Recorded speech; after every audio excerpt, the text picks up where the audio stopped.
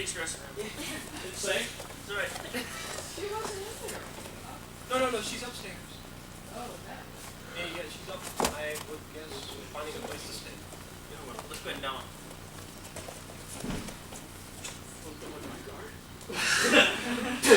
Wait to hear. That was such. She found your car with my truck. My little green car. All right. Kids, kid. Right. Thank you all very much. Later. $30. There you go. All right. Yeah, if you haven't loosened up, please continue to do so. But mainly your wrists. Can't talk. My knee is still too cold. Didn't throw it in the dryer yet. Originally, the plan was for tonight was Harry was going to discuss his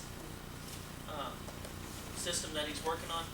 Since you got the camera on, I'm going to avoid calling it the nickname we normally do, especially after the email message. So I'm not going to publicly say that term anymore for a while. Was that Harry? Yeah, I didn't say it. Lawsuits in your neighborhood now. You have John, I hope you have John on retainer. You don't have the same thing to barter with. Dollar bills.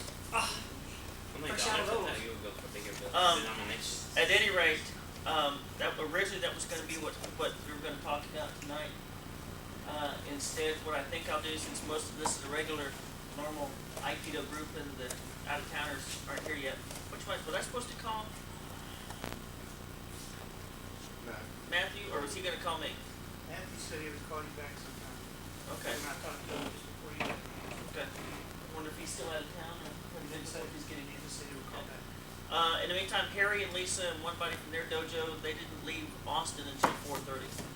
So they already knew they were going to be late. You should be here by.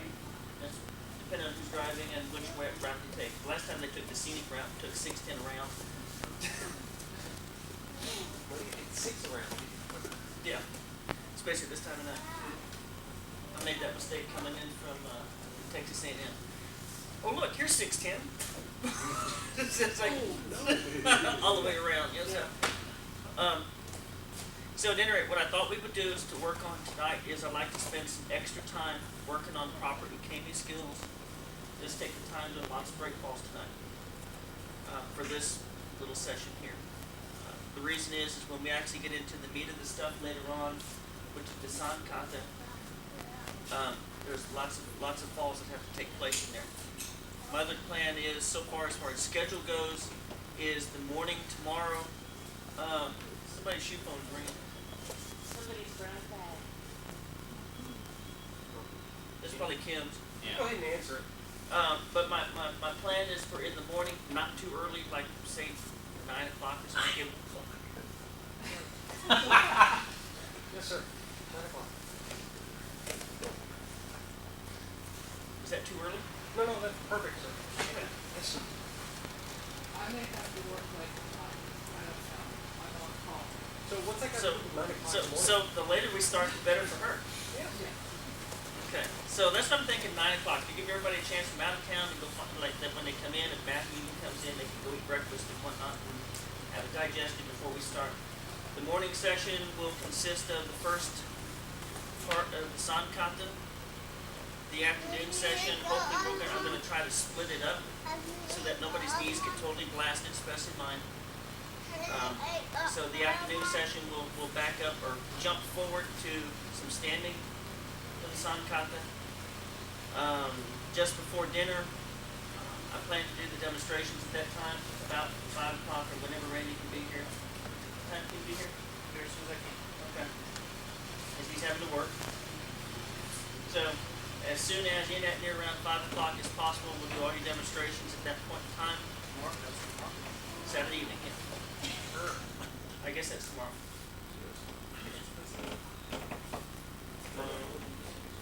We'll figure it out. We could do it Sunday afternoon.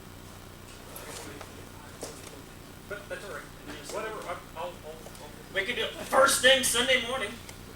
9 Cold o'clock. right out of the bat. 9 o'clock Sunday morning. Here I am. Are you going to be here something? Probably not. That's why you won't do it first thing we're going. That's why I won't be here first thing Saturday morning either. I have to be at church at 7:20, so I don't get out of there till like 8:30, so 9 o'clock for me is the earliest Saturday I can be. Do we need to test you like at lunchtime? Lunch? Preferably before lunch would be great, either day. Or I can do after lunch on Sunday. How about Saturday at 1 o'clock? Deal. For which way? Well, Okay, the most important thing to understand about brake, y'all need to set brakes. Okay, the most important thing to understand about brake falls and in taming skills is proper landing position first of all. I mean, there's many ways that you can get to the ground. Like one of our students said a while back, any fall that you can get and walk away from is a good fall. But you need to learn proper landing positions, and there's 2 or 3 things that have to take place. Now, whether or not you can float like Mr. Doris and just sort of levitate midair while you talk and explain about something, or I'm almost not lying to that. Okay? Almost not lying. I mean, he's close to it. Or if you fall like a sack of potatoes, there's a few prime things that have to take place with body posture and how you have to get over. The first part is what happens when you're actually on the ground. So we're going to start from the ground and work the way up. When landing, you want to make sure that you're on the flat part of your shoulder blades right here. You got this big flat part of your scapula here. So you need to make sure that you're on that part of your arm and back, and there's a flat part of your hip right here. You want to be on that flat part and that flat part. If you land on those 2 things, you're pretty much safe. It's when you start landing on your shoulder, on your side, if you actually land on your greater choke anchor here, it's going to hurt really bad, especially if you don't have much padding like I have, or you're on your point like this, you'll start dinging your shoulders. So you want to make sure that you're on this flat part of your back.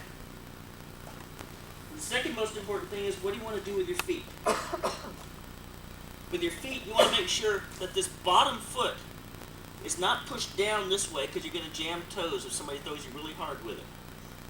You want your toes to be curled up, like you're trying to hold something between your feet, like a beach ball.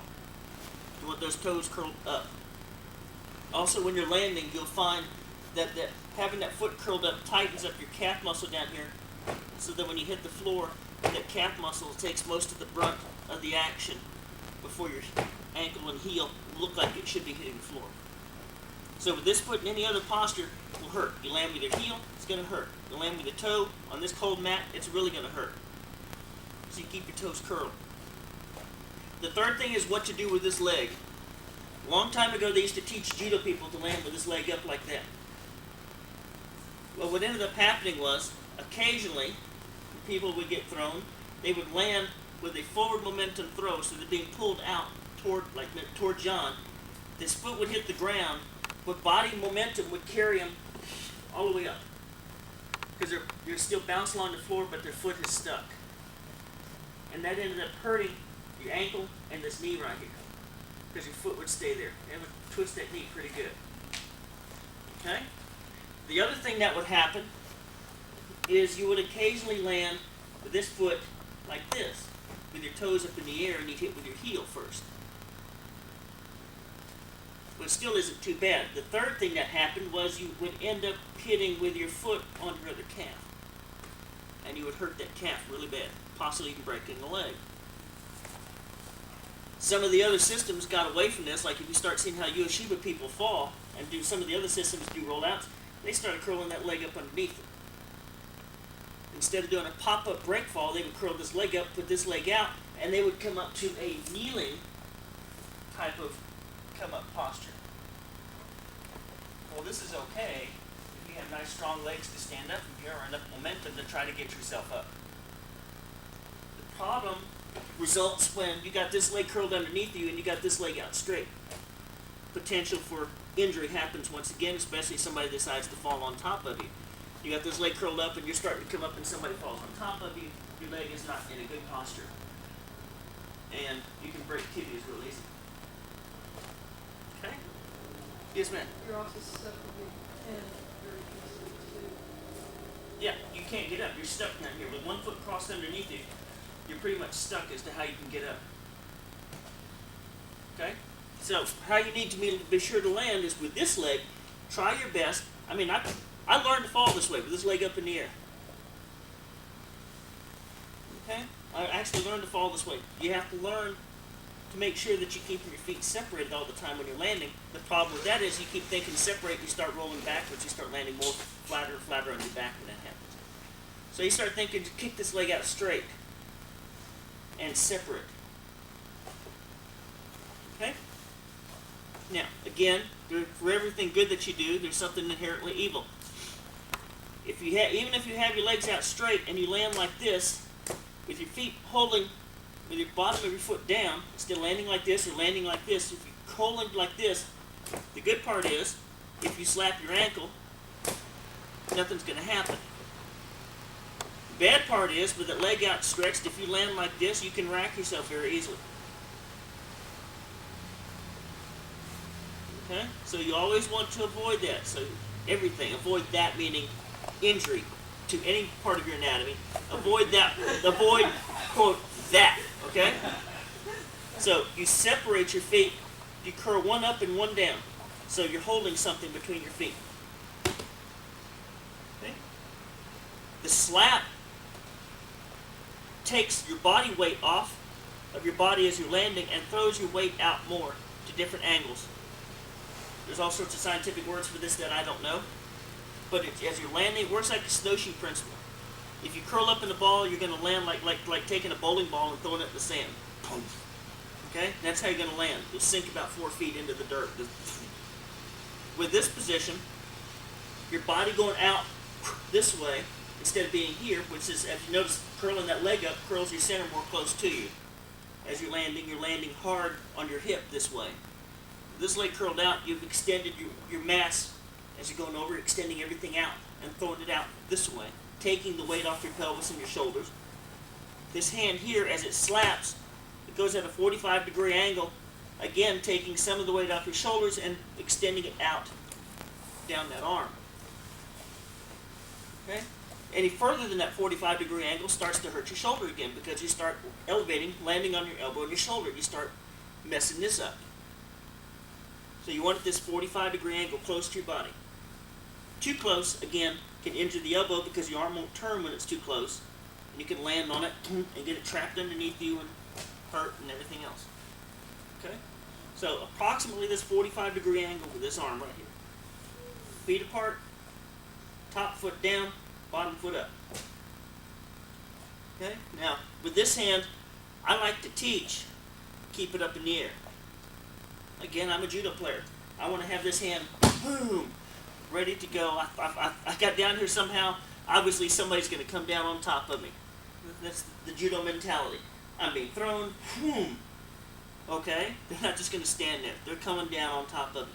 That's why I always teach you to keep this hand up. Some of the tapes of different instructors that you'll see, even some people when they do the falls, you'll see them, they'll have this hand just stuck to their belly. So you go, boom, and they'll keep this hand down and this hand down. I'm going to teach you hand up, because now you have separation should the guy decide he really does want to come down on top of you. Okay? With those things in mind, how do you get there? So we have backing up. You need to understand how you need to get there, or how you need to be when you get there. And now we've got to figure out how to get there. Getting there is a combination of lots of things that have to take place. From a kneeling posture, and come right at John here. That's okay. You're okay, John. From this kneeling posture, several things have to take place, and your brain has to be in control of all these different things that take place. Unfortunately, the human brain can only think one thing at a time. So you have to consciously work on one thing at a time, or have help getting over. So what you have to do is I would like to try to get myself in a position where my feet, if I'm like this, my feet are shoulder width apart. They're not out here like this. They're not really close together. They're just as if I was standing up. My next posture is to take this foot and bring it straight forward. Again, posture being correct, being upright. With this leg, my back thigh, I want straight up and down. My front shin, I want straight up and down. So I don't want to be stretched out at a weird angle here, nor do I want this leg, my back leg, stretched out at a weird angle like that. Okay? Also, I don't want to take my back leg and do this. Turn it 90 degrees or 45 degrees. Okay? I don't want to turn it that way. I want to keep it in the line that I'm going. With your hands, make a triangle. Put them on the floor. You see those pictures of the Zen guys going, they're raising their hands like this, okay? Make that triangle with your hands. With the line of, this is going to be now your support. When you're doing break falls or when you're teachers and you start to teach break falls, what you're going to find happen, matter of fact, we have one guy right now who's suffering from it, really bad shoulder, rotator cuff, shoulder injuries from taking one too many dings on his shoulder on this, because he's jumping and doing other wrong things. You'll find this kills most people's interest in any kind of falling art real quick when you first couple of dings on your shoulder.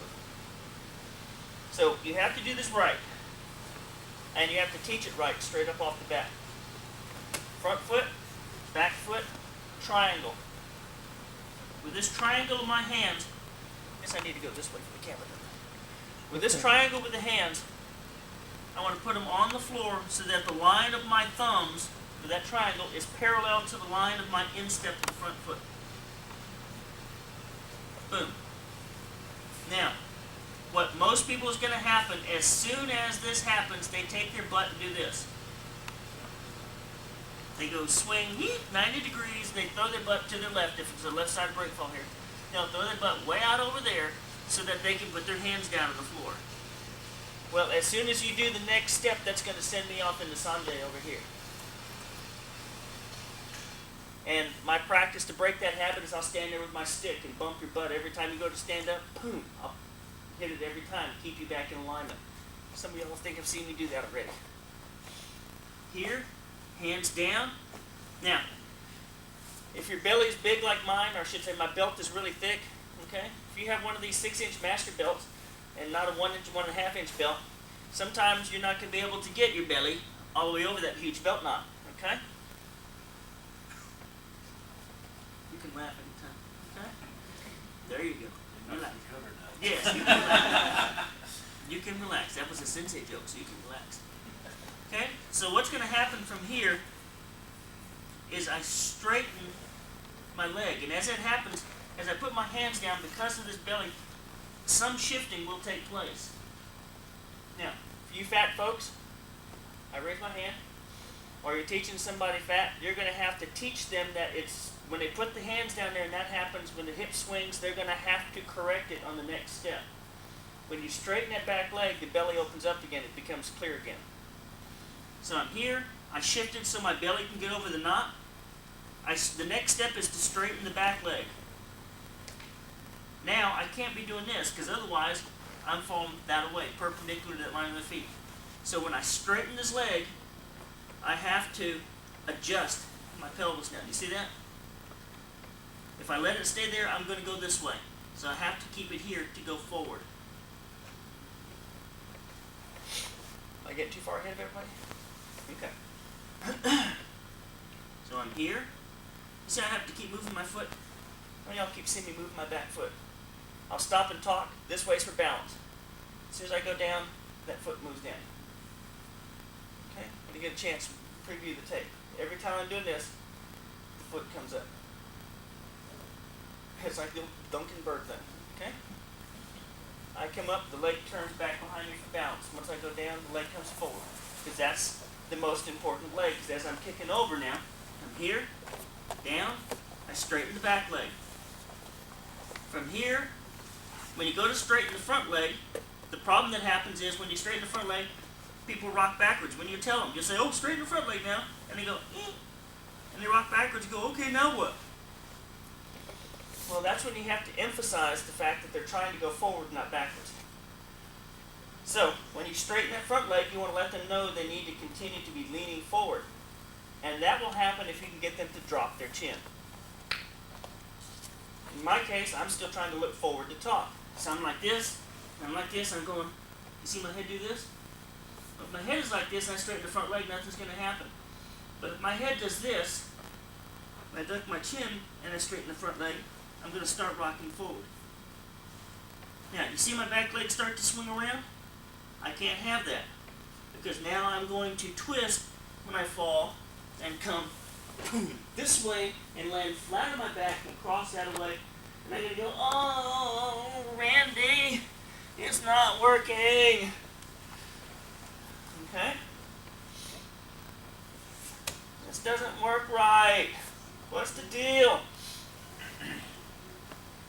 Leg straight, shoulder width, hands, straighten the back leg, duck the chin, straighten the front leg. Now, I keep it here. Now, the next thing that's going to kill people is this front arm bends. Don't let it bend. It's holding you up. And you go right on over. Right down the straight line. Now, you keep telling your students, don't jump, don't jump, don't jump.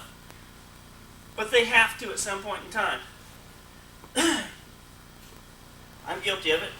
I'll tell you, don't jump, don't jump, don't jump. But I forget to tell you, but your front leg kind of sort of does fire to get you like going because you've got weight on that second metatarsal and it wants to go a little reflex action. And you've got to do something to get your back leg over your head. Because once it comes up here, you stop moving, gravity's going to suck it back down into the center of the earth. And then you're going to land in the back of your neck and your shoulders. You go, oh, Randy, this hurts. Like half my judo kids, they fall wrong all the time and they go, ow. I go, well, don't do that. I don't know what I did. Okay? So what I have to do is I have to make sure that when this metatarsal reflex action happens, you know what I'm talking about that? There's little nerves along the bottom of your foot. And that as you walk, when a certain amount of pressure gets on that nerve, as you walk, it sends a message to the brain that says, it tells that gastrocnemius, the calf muscle, to fire. Ting, and it launches you up in the air and throws you forward. Your weight's on this foot, your foot comes forward. Just as you start to drop, it launches your foot up in the air again. You'll see people when you're tall enough to look at people's heads going through the mall, or when you're in school, when you're in high school, going down the halls. You see people walking like this all the time. They don't walk level like marching band people do. Marching band people learn to walk like this because their mouthpieces will start jamming them in the lip and busting their tongues and breaking their noses. So they got a metal mouthpiece. Okay? So what ends up happening is most people they bounce. Boom, boom, boom. They bounce.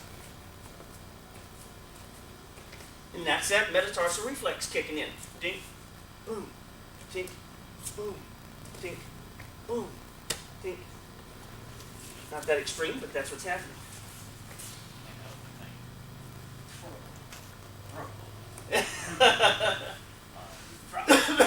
Okay? The other thing that's going to happen, well, as you're rocking forward, this foot goes tink up in the air. But what has to happen is this leg is only going to get so far. This back leg is only going to go so far over your head. If you don't help it along, you have to help it along.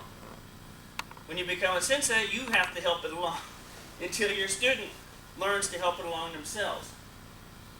My cure for that is I'll stand right by your knee and I'll put one hand under your collar and the other hand on this back leg, and I'll help you over, and just about the time I feel this hand start to get weight on it, I catapult that leg out there and get it out. Try to teach you got to get that leg over your head. And that happens by tightening up this muscle, your glutes, gluteus maximus, and a whole bunch of these big muscles. I started to say fun, but I won't say these big ass muscles. Okay? But I won't say that because Tim's recording and he'll blush next time he has to make copies of this tape.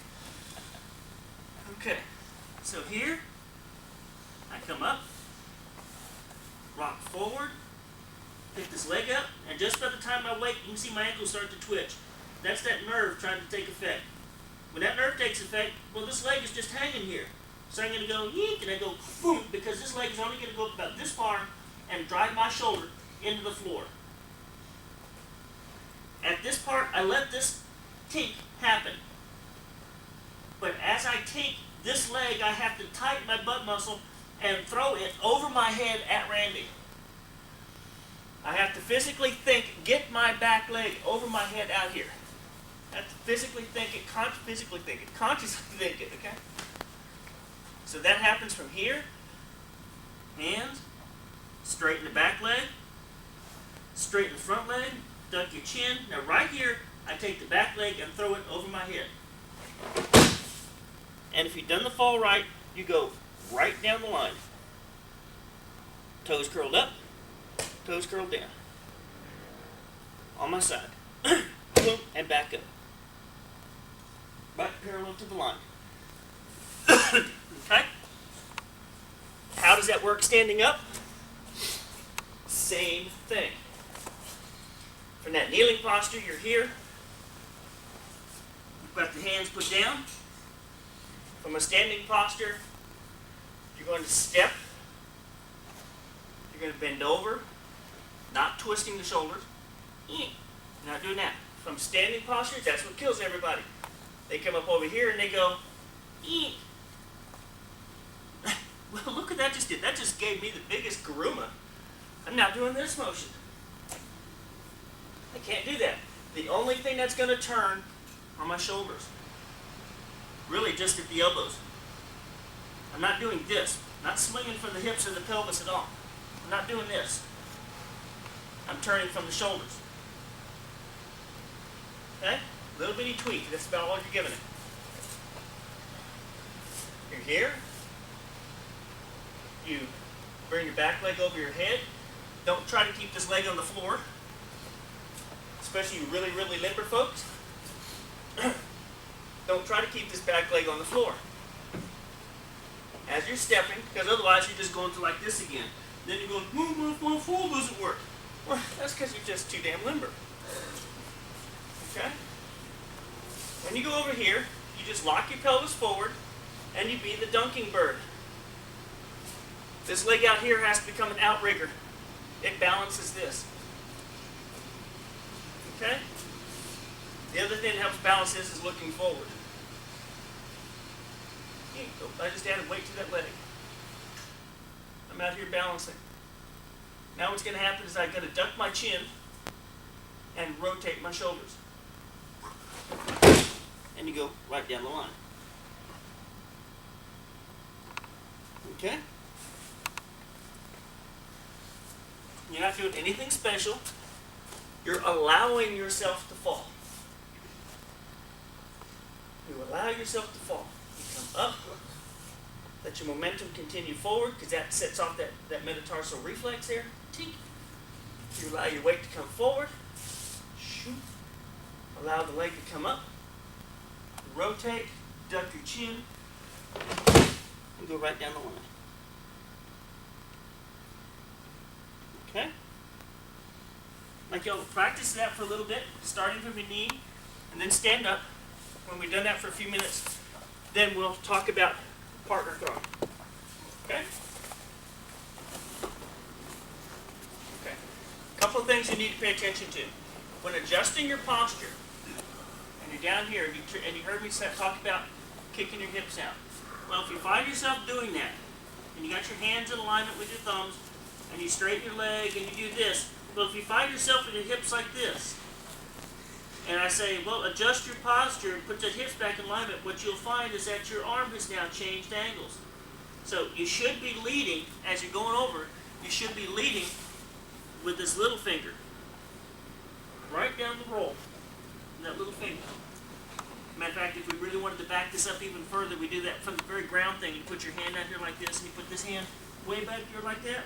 That's representing leading with that little finger. So, if you put your hands down in a posture where you started with a bad posture, and then you adjust your posture, you've now taken away that lead. See how my fingers are now crossed? My body instead of parallel to it? My fingers are crossed. And now I'm not having anything to support me as I go over but the back of my wrist, which is not that strong. John, you want to see what we're talking about? I do it all the time. You're Okay. always on me about it. Okay. Yeah, so if you adjust your posture with your hips, make sure before you go over that you adjust the posture with your hands too. Because you put your hands down on the floor when you had bad alignment. And now you straightened up and you corrected your alignment, but you didn't correct the alignment of your hands. Okay? All right, partner throwing. Think an easy way? What's going to happen?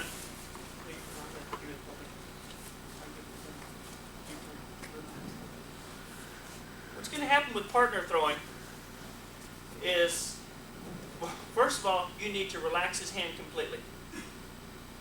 The second thing is you have to understand is his hand has become the floor. His support, my hand, has become the floor. I'm going to do nothing else other than a front rolling break fall. One of the standing type of break falls. Okay? I come up over here, I put my hand down, all this motion happens, but all of a sudden he becomes the floor. You might say the floor has come up to greet me some. Okay? So that, I'll let you know. As I take the step, now I'm just worried about Uke's part right now. As I take the step, what's going to happen is I have to make sure that I'm not standing sideways to Tori. I have to make sure that I'm facing forward. If I'm facing sideways and I do this motion, I'm facing the way I want to fall, which is over there. And if you have an unsuspecting Tori, he's going to try to keep you going that way, and you're going to immediately garuma yourself out. And an intentional garuma, you land really hard. Okay? So, as Uke, in this case, I'm Uke because I'm receiving the fall. He's just now giving me support. For this part of the drill, all he's doing is holding me up. He's giving me all the proper and necessary support I need for this particular ukemi. He is not attempting to do any throw. Okay? He is giving me support. Now, once you figure this out, this particular position is Kotegaeshi position. When you're doing the 17, he's doing the same thing. He's just getting to that supporting position really quick. Okay? And he's giving me the opportunity. How do I want to fall down? He's not actually really throwing me in Kotegaeshi. He just puts a whole bunch of hurt on my wrist and then lets me figure out how do I want to fall down. Do I want to land like a sack of potatoes? Do I want to turn and try to sit down real quick like the karate guys do? Well, I can tell you with my bum knees and my big fat belly, I'm not going to turn and sit very fast. Not half as fast as he can unscrew my wrist off of my arm. So it's a whole lot easier for me to rotate my body around that pain of the wrist. Okay? And don't do silly things like that. Those hurt. So what do I have to do? Well, first of all, I have to completely relax this arm. It's his arm. He has to be able to feel the weight and feel the support of my arm. If I'm holding it up, or if I'm getting tight on him, he's not going to feel any kind of support because I'm tight, I'm pulling in, and he's not feeling my weight pushing down. So he won't know when to give that support as to when I'm ready to fall. So as I take the step, I face forward, I come here, and then I relax, and then he feels that instant little tilt tug when my weight shifts and that foot launches. He feels it in his hand. That's when he knows to relax. The second thing that has to happen is I have to close with my back foot. I can't come out here and take this step and lead this foot out here because now I'm doing a dive. I'm having to jump. And there's only one way you can jump. Up. Momentum carries you forward. Okay? So if I'm out here and I have to go down, I have to jump. And I have to hopefully have enough momentum carrying me forward so that when I jump, that I'm going to go forward.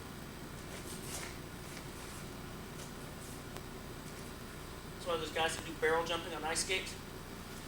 They circle the rink for like 15 minutes trying to build up speed. And then they go, yeet. And what do? They jump. And they throw their legs forward, they throw their arms forward, they're throwing everything forward that they got to try to keep that momentum out. Okay?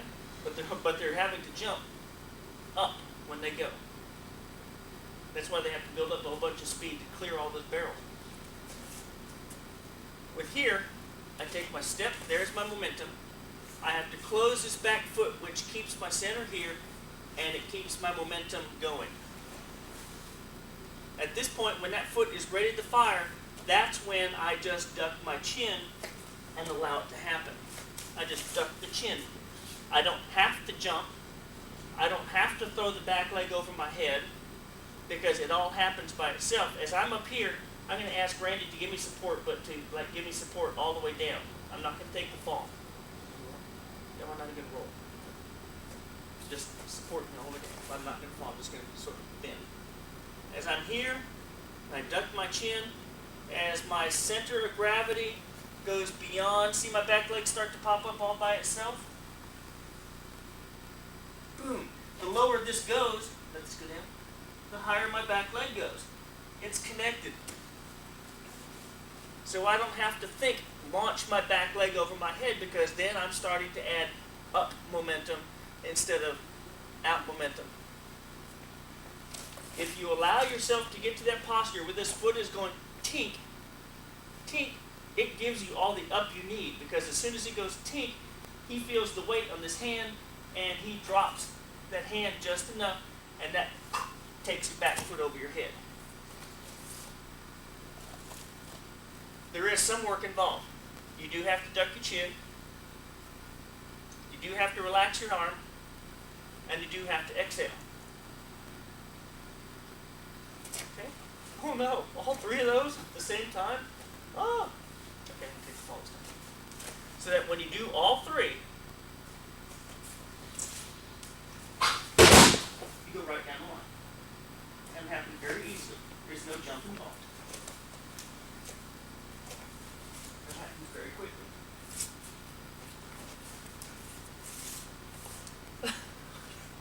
It's too bad the camera can't see all these frowns. Okay? Well, now he pans after they're smiling, okay? Everybody looks serious for the camera. Oh, that's deep. Okay.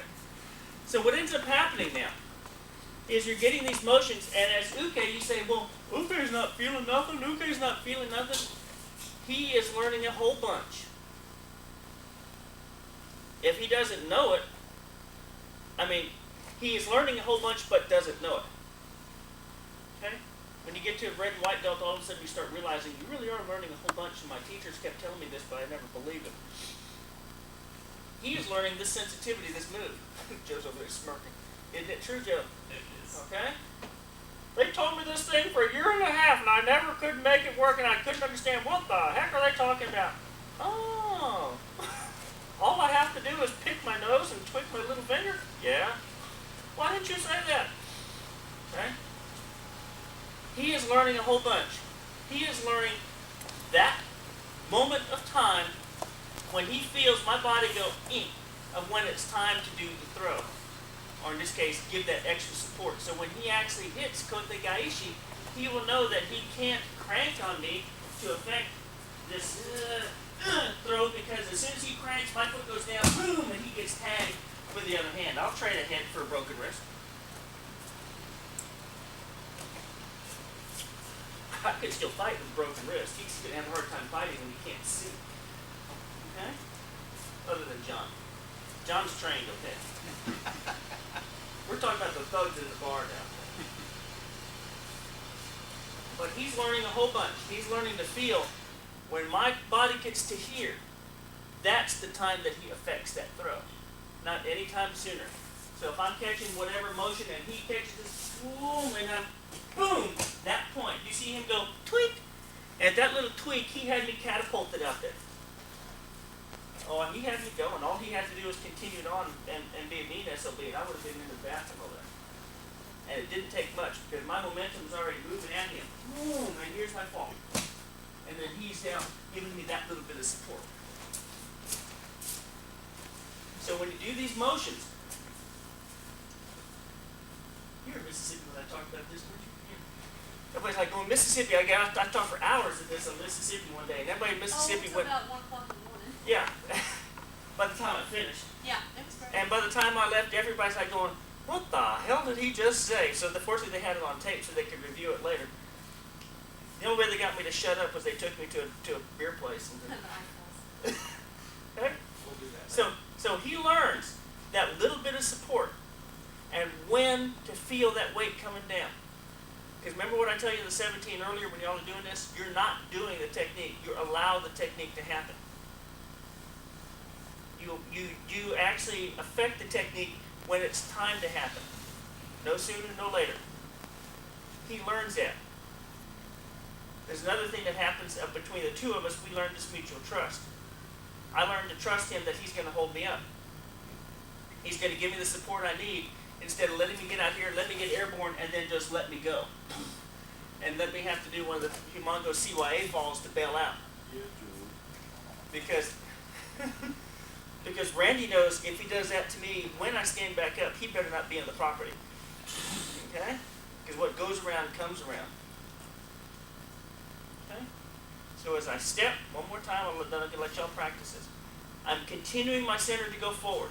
I step, I close, and I let my momentum, my center carry forward. At this point right here, I don't step through.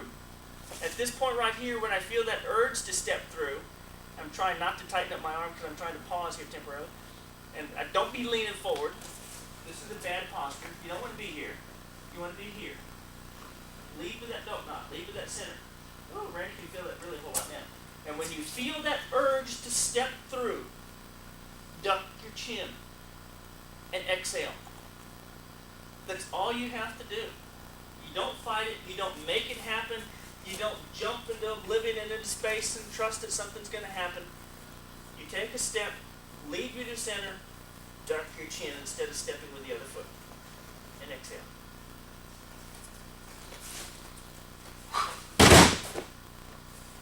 And over you go. Now I know some of y'all have been Tory for me. I'm 260 pounds. Do I feel like it when I go over? You don't have to. I know Randy is an extremely light UK.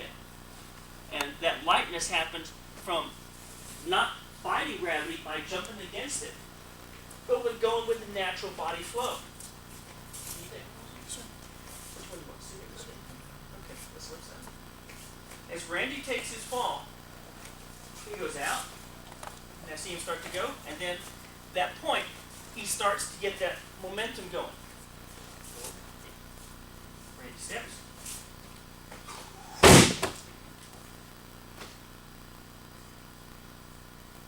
How many of y'all have ever received from Randy, or help from Randy?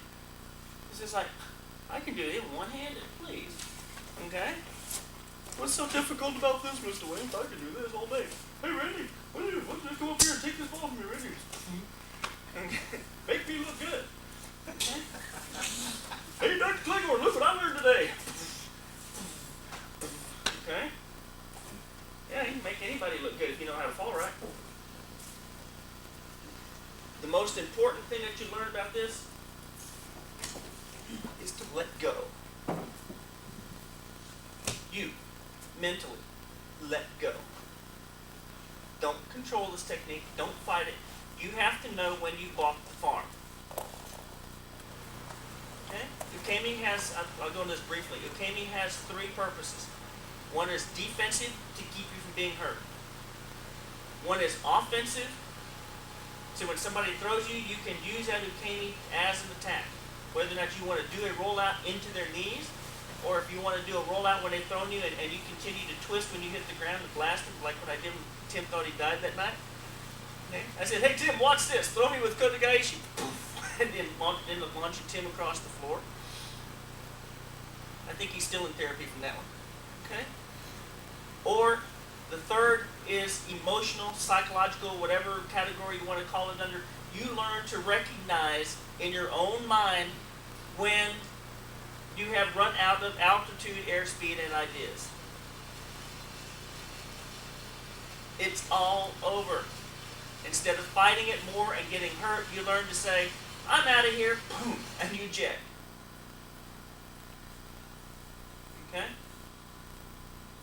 Anybody can ask Matthew when he doesn't want to get punched in the face. His feet will plant, his arms go flailing, rather than take that fall or just eject himself out of a situation. Am I not lying, sir? He will try at least 2 or 3 before he starts ducking and covering. He goes, oh, and then he starts doing this. Okay?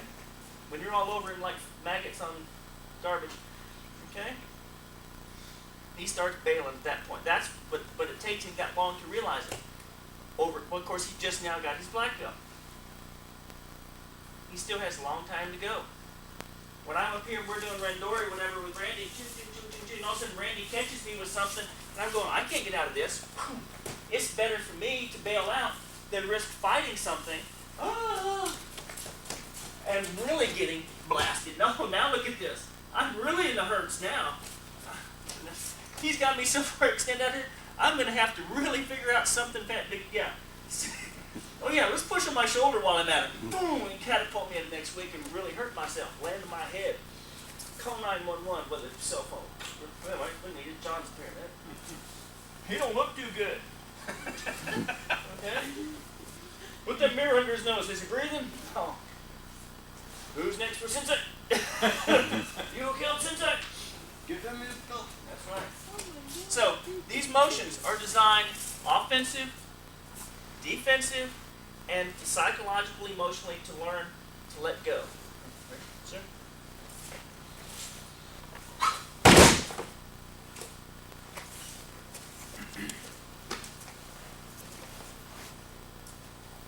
Any questions? How is it offensive again? That was offensive? Here you go, stand up. Stay right there. Okay?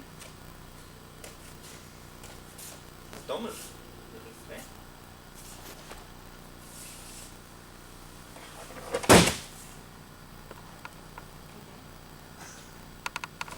Now. Don't move.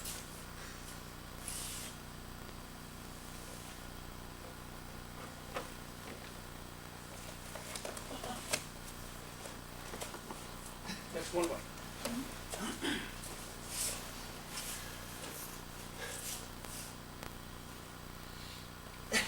I'm not going to blast you next week. Let me use it. Thank you, sis. Thank you, ma'am. Hey there, sis.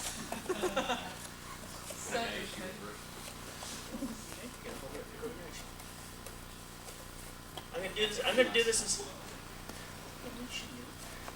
to do this in slow motion first so you can see what's going to happen, okay? So he can see what's going to happen. He's going to support me for the fall.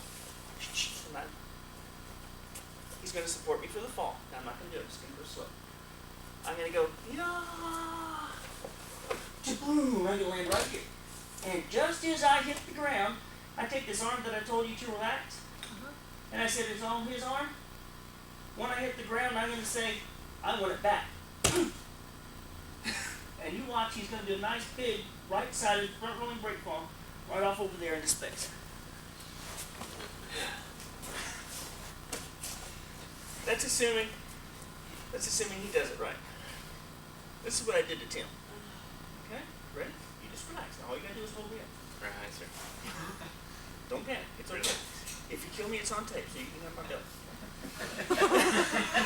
Somebody asked me, if Matthew kills me, he's sensei because he killed teacher. Y'all have to kowtow to him. Ready? Do what? No, it doesn't matter. He's a lowly pissant showdown. Showdowns are a dime a dozen around I here. wanted to clarify. I want to see where I stand. Have you seen the big field behind the garage? Okay, you ready? I'm just going to do it. That's all I'm going to do. Just like those do already. All I got to do is support. Pull back. See, he's cheating. He's cheating. Throw it, Matthew. Get him. Come on. It's a freebie. Come on. Come on. You can do it. Bounce him off the mat. Matt.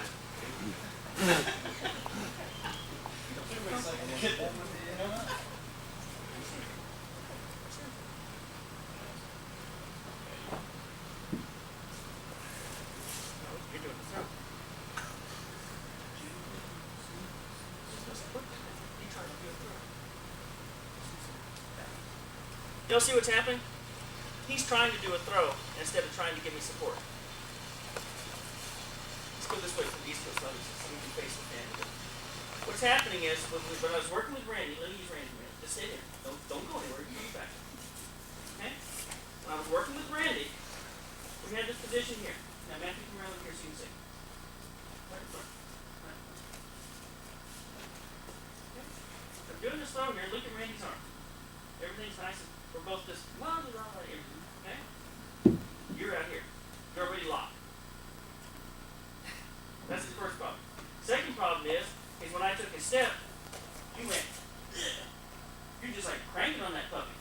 Okay? You can't have that.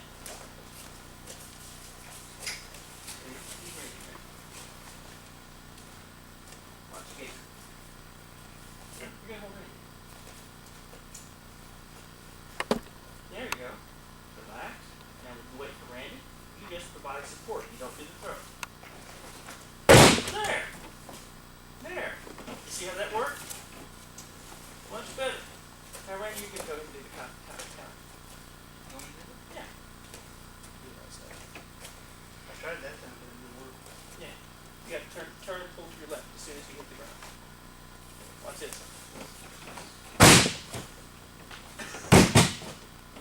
That answer your question?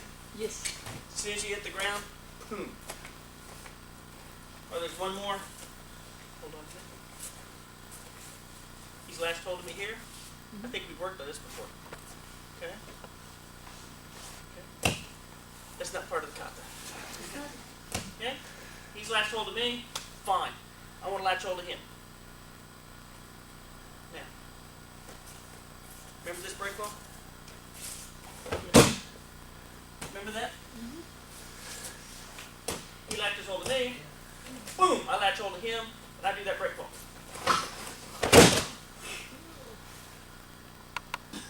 I was gonna ask if, that answers that question, but I was gonna ask you if some of the guys should go into that category. Oh, yeah. I guess. Yeah. Okay. I'm not going to do it, but the other version of that one is as he latches hold of me, I latch hold of him, boom, and I swing around behind him and do this one, which is your, like a Semigashi judo throw. Okay? There's your offensive ukemi. Thank you. Now, anybody have any other questions? And what I'd like y'all to do is to get up and try receiving those falls, relax, provide support. Remember, Tori's job isn't just as important as Ukei's job, but he just doesn't know it. Ukei's job is to provide support and not do the technique. Now, Matthew, your Kotagaishi would have worked had we been moving. Had we been dynamic. Boom, and you just launched out there when I took that step and you tink, it would have been good. Problem was there was no dynamics involved. You already had me at extension. So when I took the step and you were already locked out there, I'm still stable. I couldn't go any further other than go with the left hand, okay? So that was what was killing you. Relax the arms, provide support. That's what kills everybody when they start to think technique. They start to think, I'm going to do a technique. No. Let me just jump in. Here you go. Okay. What ends up happening is everybody thinks, I can do number 2. I got out there. Everybody thinks I am now going to do Aigame Ate on John. Doesn't work, does it? It will if you let John do Aigame Ate to himself.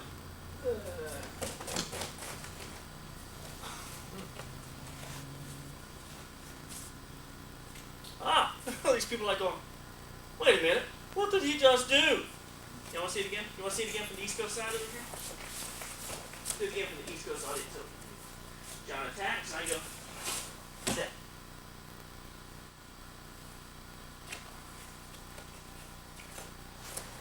Let's see, one more time.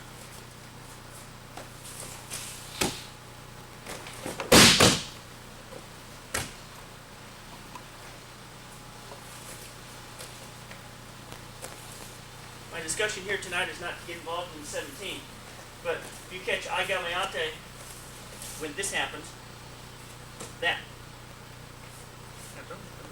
Okay? I'm not throwing John over his back foot because he will just step.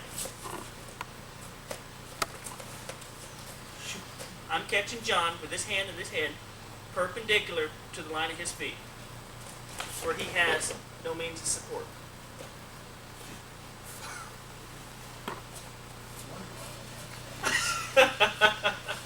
You want to try it one more time then?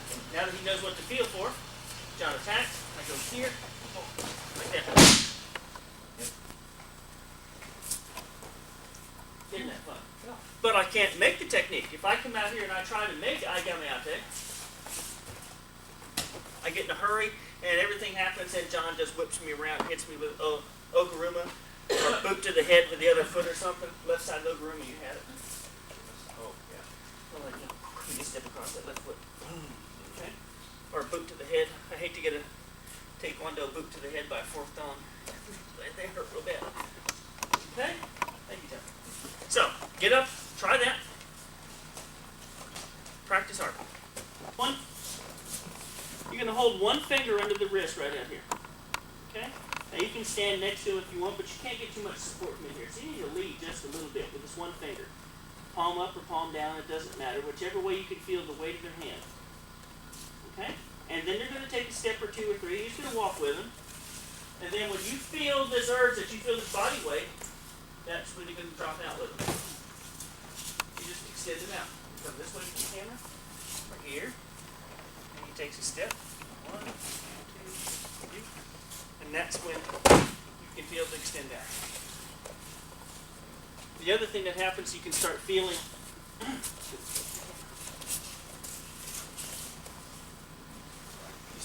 when his body hits the floor, boom. When he starts to do that center shift right there, you just move your finger out of the way. And you'll feel those little center shifts each time. If you'd like to work with that with a partner first, you'll feel this hand go like this. That's why when you're doing it slowly, like what we're doing, say, well, how do you know when it's time to step? Well, I mean, we're actually doing it pretty quick. But if we go slow,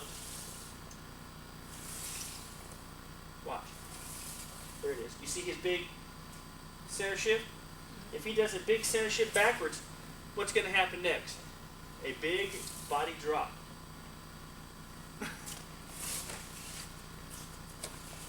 Physics is still the same. For every action, there's an equal and opposite reaction. The fun part about the human body, though, is for every little kazushi you recover twice as much. So that if I get a little kazushi on Matthew here, and he recovers, he's going to do a bigger recovery. You see, boom, okay? So now I continue with that kazushi, and he recovers twice as big from that. Now look what he did. He went way out over here. He recovered here, and then he's way out over here. Now he's way over there, and he starts coming way here, and next thing you know, he falls. But his body, if this is equilibrium right here, this line right here is equilibrium. He doesn't go off balance, equilibrium. Off balance, equilibrium. He goes off balance, recover. Off balance, recover. And every little off balance, the recovery is that much bigger. It's that much bigger each time. My judo kids hate this when I work with them. I work with them with a kazushi, working on, so you got me off on another tangent, Tim, shame on you. Okay? Working on how this shoulder is connected to the opposite foot. So as he steps forward and backward with that foot, just like this, what I'm going to do is as he steps backwards, I'm going to attack forward. And he goes, Yahoo! And he's, never, Mr. Roberts hating me at Thursday too. Okay? If he steps backwards, I go forward. If he's going forward, guess what I do? I push. Oh my gosh, huge left side of the Wow! Okay? So now, if we're up here holding on to each other, and we're just happen to be taking a step, and he says, I don't like that. Shoom, boom. There's your big throw. I want to rip his pretty karate gi, so I won't do judo with him right now. I heard 2 or 3. So the seam's starting to rip. Could have been my knees. But at any rate, when you take your step out here, you're feeling for the weight of this hand. Now, in case you obviously can't walk around stiff arm like Mr. Roboto. Okay? Can't do that. You have to allow your hand to be on this arm. So when he takes a step, you feel it, you feel it, feel it. There it was. Okay? Even though he tried to fight it, there it was. The fun part about it, when people try to fight it, you start going back to what I just said. If he's fighting something, what's he fighting? Technique / and or kazushi, isn't he? So if he goes to fight my drop, he says, oh, I'm not ready for it yet. What's he done? He center shifted and rocked backwards. Did y'all just see that? Did y'all see that? Watch again. He's going to fight my body drop. Now do it naturally. Don't fake anything. There. Now, if he's done that one, I'm going to watch this. He reacted backwards. Oh no! So for every action he gives me to fight me, he has now killed himself in the other direction. Then he starts looking like a marionette. Can I see it again? Sure, come on out. She didn't mean first person. That's the rule of thumb around this dojo. Especially if somebody's taking big falls. I didn't see that, sir. Can you do that big, humongo, airy fall throw once again? Sure. Come on out. Okay. So as you take the step, I support you.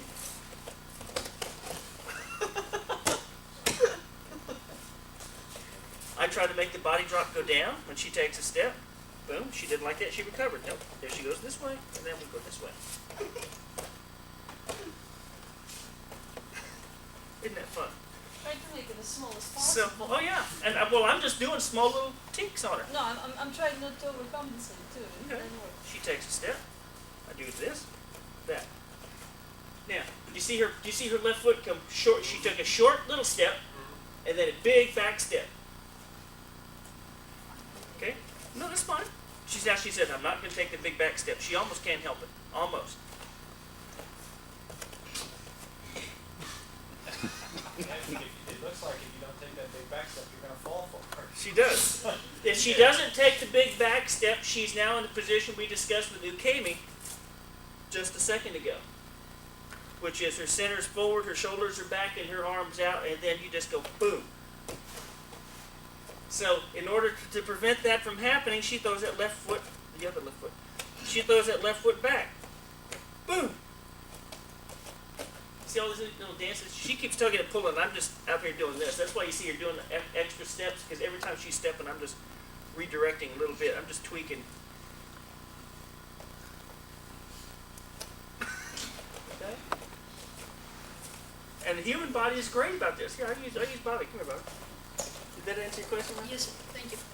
Every time you take a step,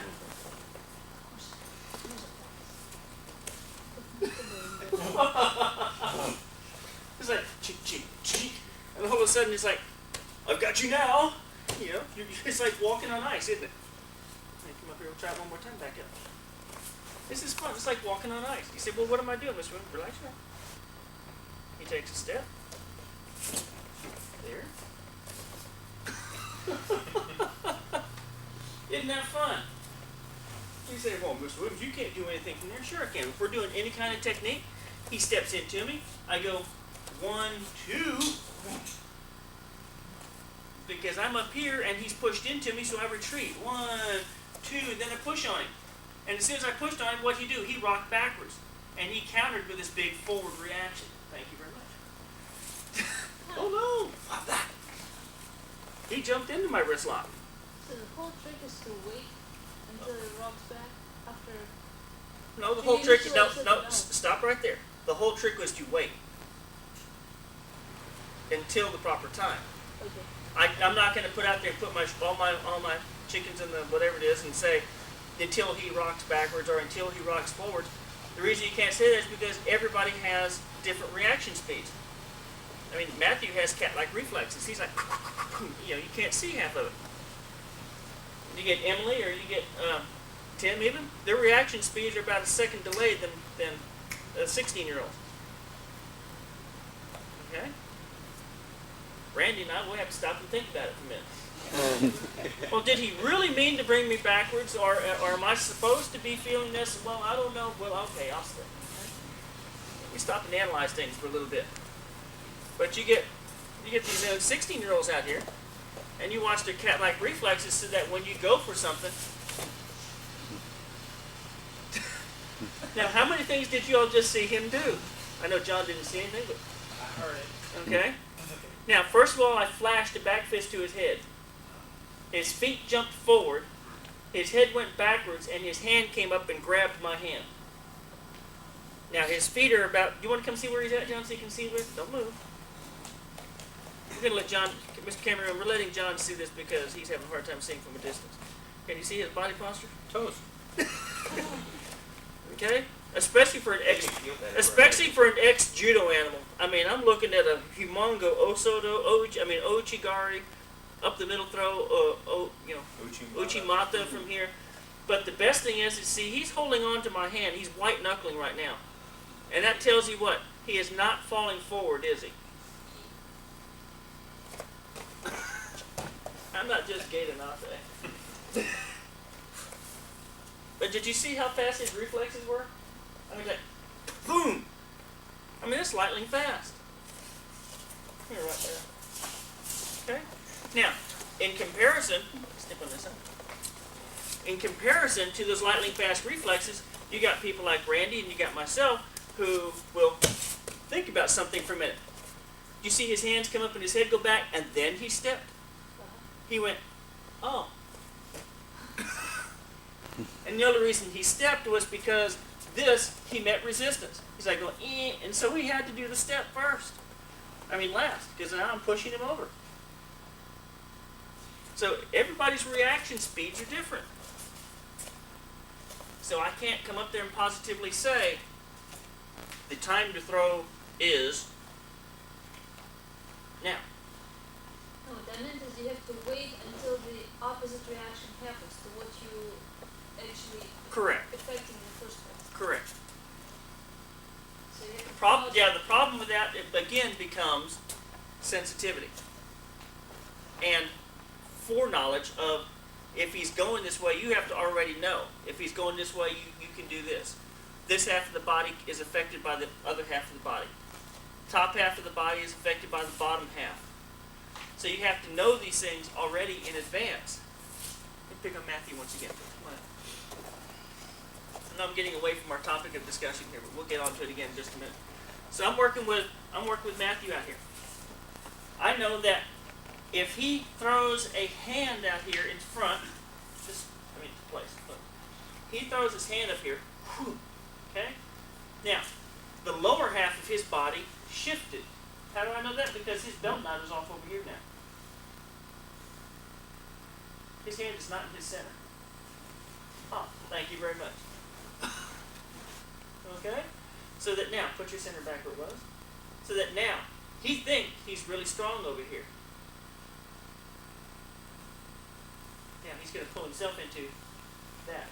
Did you see his knees buckle and his center go back? Then he tried to wave the hand. But now put your hand in your center when you do that. Now I don't have anything on you. So, this hand position, as it comes up, is affected, or affects the center. So he has to know, if this hand is working, this center better be compensating. Wherever it goes, it needs to be in alignment. This can't happen. You cannot let this happen. The other thing he needs to know is, if this hand is coming up to do something, he needs to have a foot underneath it. So if he raised this hand and his center went over there, what's that telling you that his foot went? Nope, his foot went over here. his foot went outside. So he has to have a stable triangle. He has to have a stable base, right? So watch when he raises his hand, do it wrong. He's going to step and shoot. Well, not that wrong. Okay? Just actually step and raise your hand like you just did. Boom. Okay? Now, I wish Mr. Cameraman could see this. Can you do this one more time facing the camera? Face me first, okay? Face me first. And do the exact same motion. Shoot. Okay? Now, hey, Mr. Cameraman, can you see this? His hand is inside the line of his foot, but just barely. His center is way over there. He has to have this foot over here. If his center's turned over there, he has to have his foot over here to do what? Counterbalance what this hand is fixing to do. Oh no! Human body's an amazing thing. It does it all by itself. So now watch. We're going to fix one thing. I'm going to ask Matthew to turn. Don't move your foot. I'm going to ask Matthew to turn your center to your hand. Now all of a sudden, look at it. He's weak. He's having to adjust. He's very weak out this way. So now I'm going to ask him to move your foot under your hand. Up. Now he's stable. Everything has to work as a unit. As you come up, you got your hand, and you got your foot, and you got your center. Everything is here, especially hand to center. Your foot can be just barely outside, but especially hand to center. But you cannot have hand outside your foot. You can have foot outside your hand, but you cannot have just the opposite, because you'll fall outside your foot every time. Isn't that fun? The other thing he has to know is that if he's going to step forward with this foot to strike at me with this hand, let me know if you need anything clarified, John. Okay. If he is going to step forward with this foot and strike at me with this hand, then his left side has become terribly vulnerable. If he goes to strike at me, go ahead. He goes to hit me with a Shomanat thing. Go ahead. And I step offline and just tag his shoulder. Just enough. Look where he's at. His left shoulder. Come on. If he's stepping forward, shoot. Now, where is the worst off balance you can be? Perpendicular to the line of your feet, right? And that line goes forward or backward. So, if this right foot is moving, remember what I just said a minute ago? If this right foot is moving forward, what do? I push on the opposite shoulder.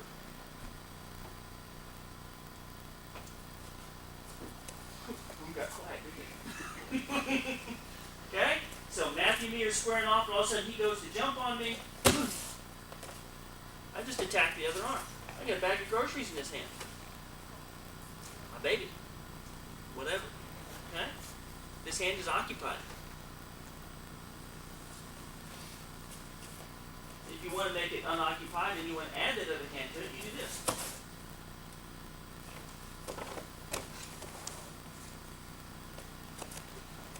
That's why I love karate punches. They're just like terribly weak. They're blocks.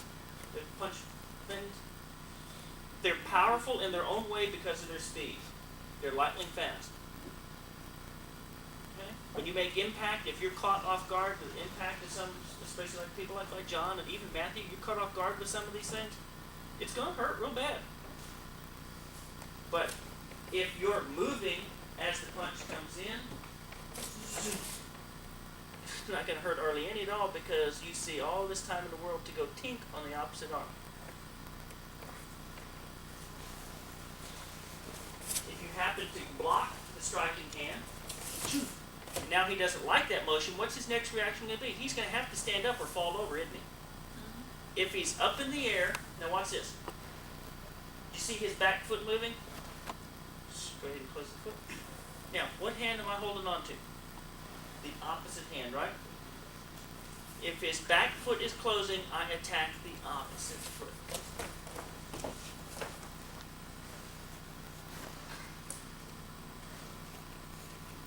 Can you see that down? What I feel it went? I'm remembering something you said in judo class about 6 months. Okay. Wow, he can remember 6 months back in judo. He must not have been dumped under your head often enough to remember that. So what am I doing now? Matthew comes at me. I effect this.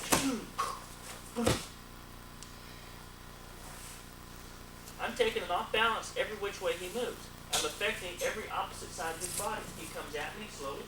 I'm doing this and this.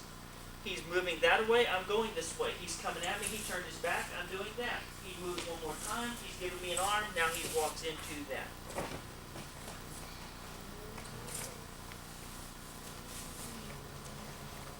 Isn't that fun? So now I know that got way offline, I'm going to backtrack down. I mean, everybody has just gotten a headache, I can see it in everybody's eyes. Okay? Back up just a minute to this break falls. As he steps, you step, you feel the weight, you let go. And allow him to do the nice pretty roll. And then when you advance to that, you'll advance to your partner sharing with the same, basically the same grip. Okay? You're holding on, but not a death grip. Okay? You can either do kote or sumi. Okay? Since I was doing a finger, that's a sumi position, so I naturally went straight to a semi-otoshi. You can do this with kote if you want. You can do it like this. As he steps forward, you can go roll out. You can do that.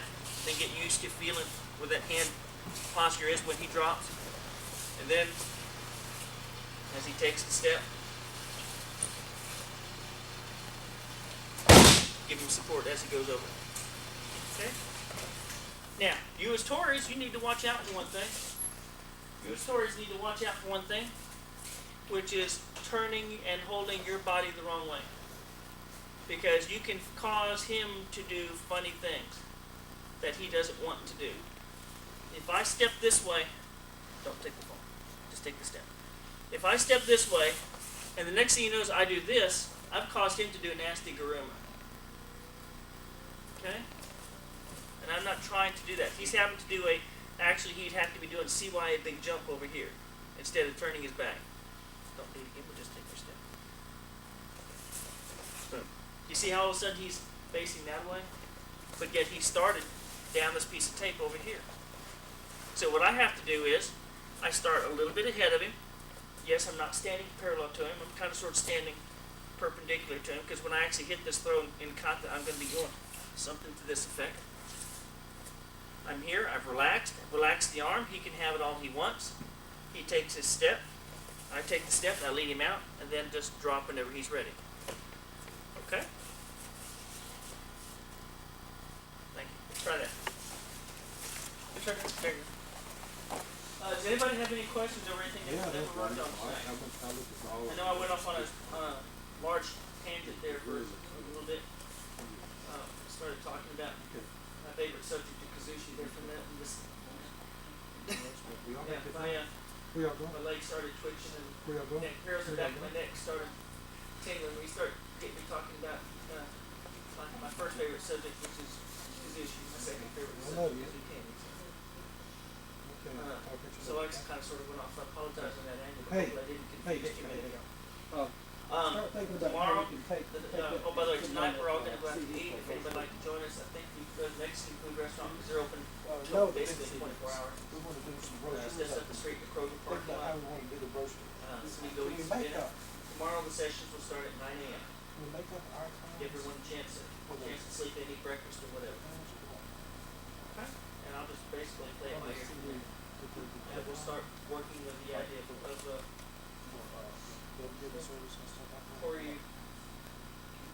before you contact that point. And maybe anything else that mood strikes after lockdown. We'll just sort of think by ear. First session of the new year. Alright? So I'll see everybody hopefully tonight for dinner, but otherwise 9 a.m. Tomorrow morning. It's alright. The time is now beer 30. It's good? Alright. Thank you very much. Brian, if you want to use our crash pad, and he went to one event. Yeah, let me let John, that way he can see. He doesn't like you anymore, Tess. No, the problem was John was right here by me. He was sucking up playing teacher's pet. They go, ooh, ooh, ooh, teacher, pick me.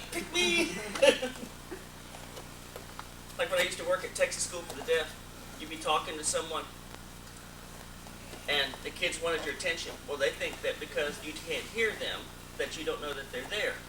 Instead, they do this the whole time while you're talking to someone over here. They're doing this. And everyone will go. They won't just get your attention. They stand there and tap until you actually look at them and recognize their presence and say later, just a minute, just a minute. And so they go, okay. Okay? So that's what he's doing. Ooh, ooh. He's standing here like this. Ooh, ooh, ooh.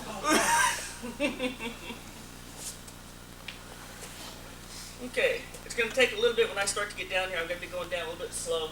It's going to take a minute for my knees to get warmed up. By the time we were doing this for the practices and teaching the other day, it took about a day for my knees to actually get up to snuff to running on this. But don't get old and fat. For the record on the tape, don't get old and fat and get bad knees. Oh, well, it's too late. That's right. Some of the options available that for teaching, this is also for the record, but when y'all start your own school and you just cannot get down here and do this content as far as demonstration-wise, I'm open. I will ask the other members of the board how they feel about it, but I'm open to the idea to say, well, if you can't do it, can you at least teach it? Can you at least stand over someone and say, okay, you need to make sure you put your foot here, his hand comes up, boom, boom, boom. Do you know the kata enough to teach the kata? And if you can at least teach it and understand the principles and things that are going on, I'm agreeable to letting that pass as far as the demonstration goes. Of course, that would have to be done like privately in front of the board versus a public type of demonstration. But I will discuss it with the rest of the board, but as far as I'm concerned, that will pass. That'll fly with me. Harry's over here frowning. So.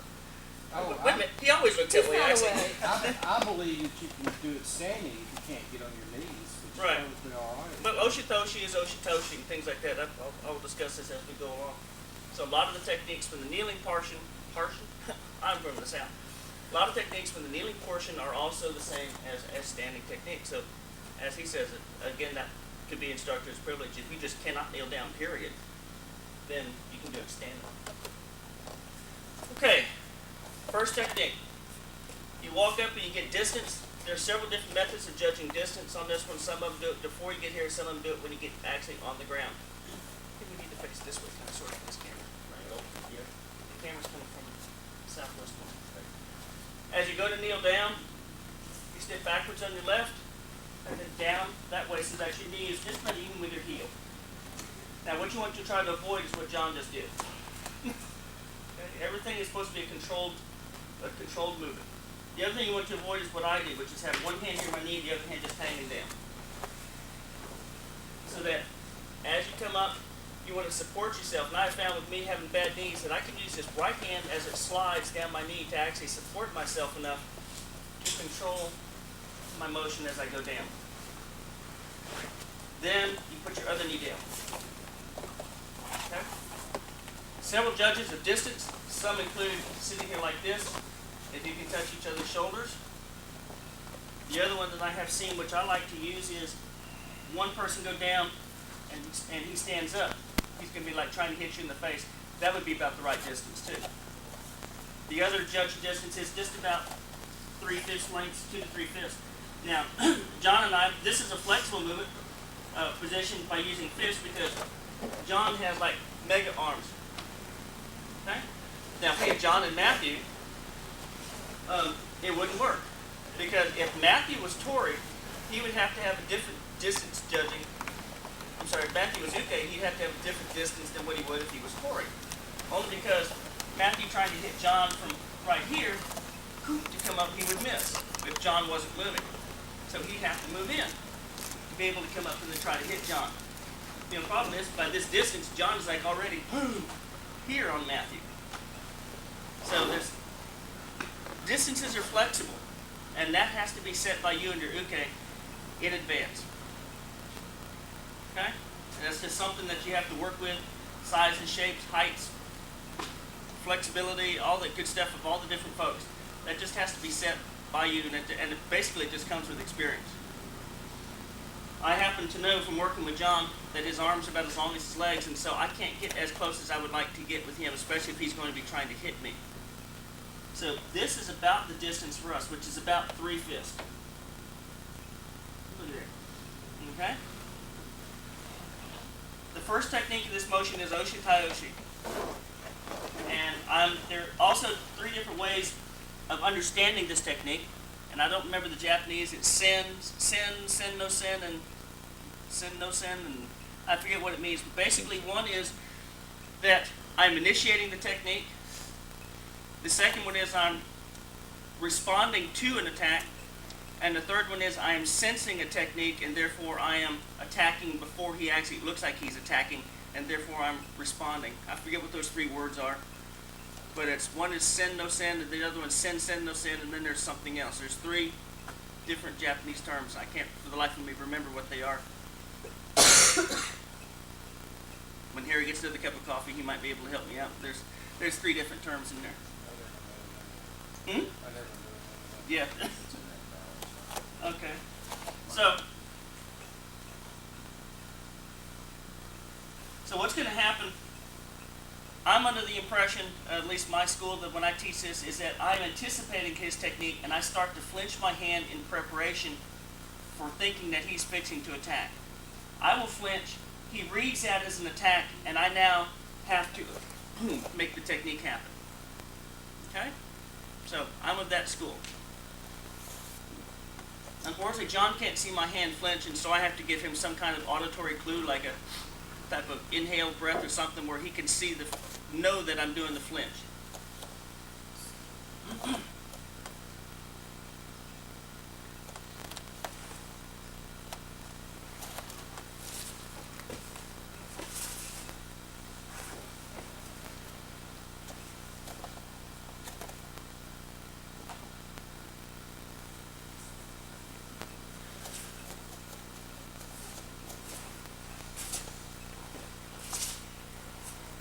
Okay?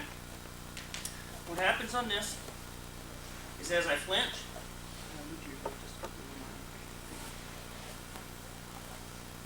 as I started, he comes up. I take one hand to the wrist, one hand to the elbow, and I'm taking him gently off this shoulder right here. Just off that angle.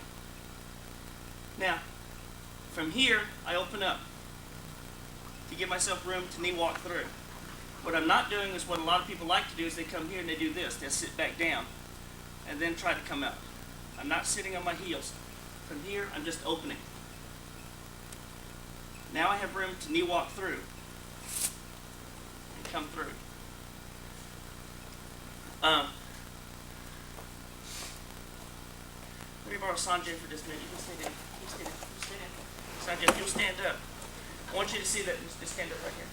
I want you to see that oshi-taoshi is oshi-taoshi. Okay, here's my first move. He attacks, and I'm right here. Hold that position.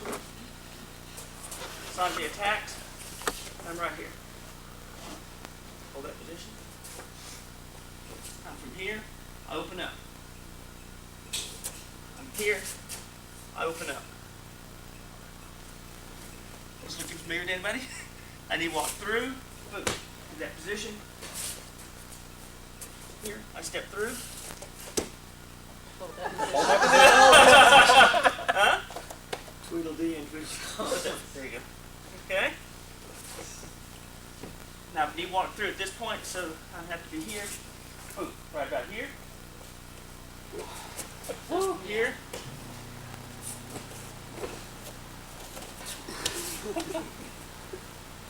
See, come here. Shoot, comes up. Boom. Oshi-taoshi is oshi-taoshi. The principles, thank you, gentlemen. The principles don't change. Can you show us that again? Oh, see it from the other direction? Isn't that fun? So if you can learn the print, we gotta turn that thing on. Somebody crank that down, please. Yes. So as you go to do this, just remember you're doing oshi-toshi. So it's up to the corner, open, knee walk through. I like to put this arm right here because now I know where it is. I'm not pulling it into me, I'm draping it here. And then I knee walk down and slide the arm down the leg. And that sort of helps me guarantee that his arm is going to come more forward of 90. Remember, the arm bars, the more forward of 90 of the arm, the faster the arm bars happen. So to back down here somewhere, and you can start to doing this where there's no pressure on the arm, and I get attacking. This is judo DNA. Okay? And nothing's going to happen. So, once I get to here, boom, boom, I like to put that arm right here.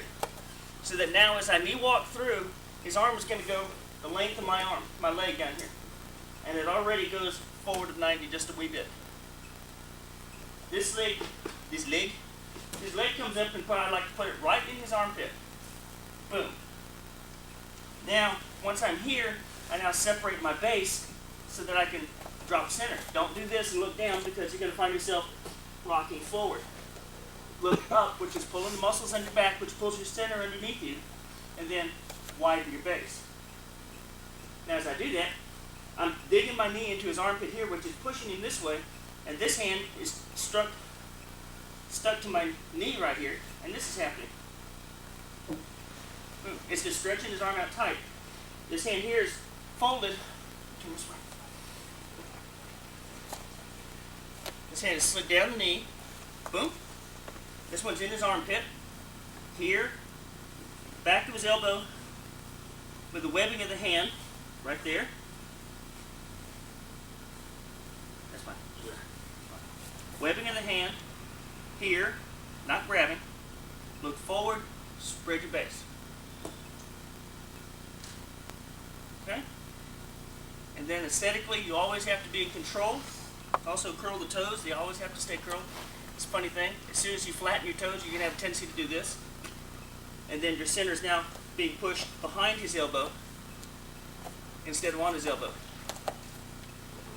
So even if you just have one big toe on the floor, keep it curled, and you'll find that that one big toe will keep you going forward to where your center is right over his armpit or elbow.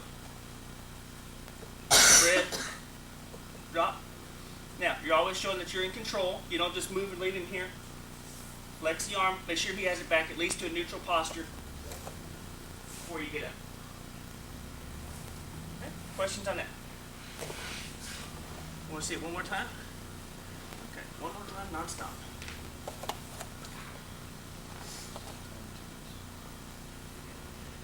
Also, for the sake of kata and aesthetics, get in the habit of learning just what John did. If you have to change positions, Uke needs to be the one to change, like to judge that distance a little bit. Don't just come up and do this, because Tori might not know you're judging distances and smack and take you out. Especially if Tori's like picking his nose, or if he's in kata and he's like got the nervous, oh my God, I'm doing this in front of the board. Anxieties, okay? So, just in case you need to judge the distance there, I'm a little bit too far away. What he'll do is he'll put both hands down to his side, just like that, and then scooch forward. This is a non-threatening position. And then come back up. That tells me, oh, he's not attacking. Okay? He can't do anything from here. There's no attack from here.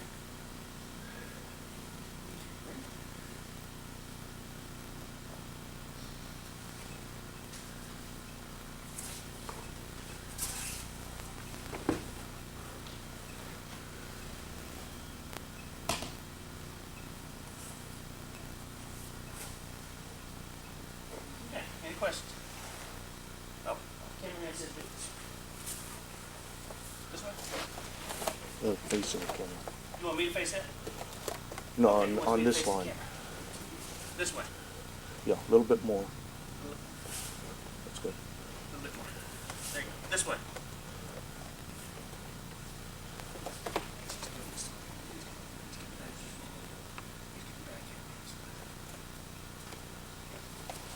Oops, missed. One more time.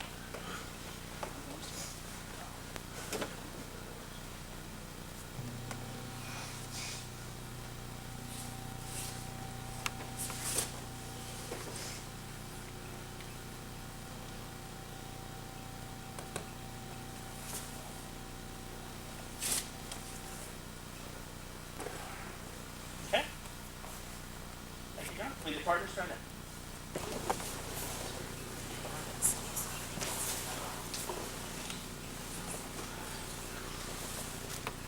Okay, the next one, as far as ease of technique goes, it's got to be one of the easiest ones to do, as far as Tori's point of view. From Uke's point of view, it's really difficult. because you just have to want to whoop somebody upside the head with this one. I remember Ukain Carl for this one, up in Oklahoma. And he kept saying, hit me, damn it, hit me, all that, chew me out. And I said, look, just go ahead and kill me now, because there's no way in hell I am going to be able to swing my fist hard enough to want to hit you upside the head. It's not going to happen.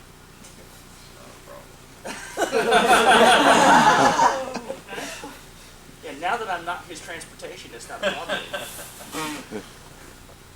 So what's going to happen, slowly, John's going to wave his fist, and he's going to try to do, basically, it's a hammer fist up the side of my head, assuming that I'm not going to move.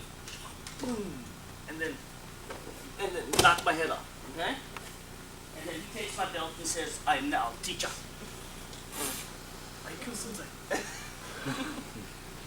Instead, what I'm going to do is, as his hand crosses his center to come up to do this nice little hammer fist, he's starting to rise. Well, I see that as soon as his hand clears his center, and he starts his rise, I start my rise, and I'm going to do Gaaki Gamayate to him. Now, since John can't see my hand attacking his eyes, I have to do a love tap to his chin. Everybody else, when they see this thing coming at their eyes, they start to move their head out of the way. Momentum carries, he'll hit me in the shoulder, and his momentum will swing him around, and that happens. That's assuming, considering our discussion last night about people's reflexive and reactions. I've had people just come up there and go, boom, and I've gone, whap, and they just stood there. It's like, you're not supposed to do that. Okay? Could have been my intent doing the technique. I didn't want to hurt him either. So, slowly again, as he swings, boom. Again, I'm not going higher, not going low. I'm just raising to attack his eyes. Curl the toes both times. Uke and Tories always have to curl their toes. It really hurts bad to get caught flat. Toes flat. Ask any judo player who's been doing groundwork. They've been pushed over at least once, and their toes been flat, and they go, ah, and they scream, and you hear all 10 toes go as they get dislocated, and then they have to wear duct tape the rest of their life. So if you ever see people with toes all duct taped together, that's why. Okay? Groundwork. So, as John comes at me, I have to, as I rise, I inhale. Hand immediately comes to the center. His hand immediately comes out, which is, remember this move out of the walk? Okay? Shoot, but I'm just bringing it straight up my middle. To come to right here. I'm trying to focus this little gun, that little gun sight right there, being focused right in his nose. Okay? Not going higher than that because I can't see what he's doing either. Okay? I'm right here, right at his eyes. Now, if you have distance judged wrong, don't do this. Okay? Your job is to make him move. You don't move out of the way, he does. Okay? It's your playground. So as John comes at me, he goes to strike, I go to strike. Okay?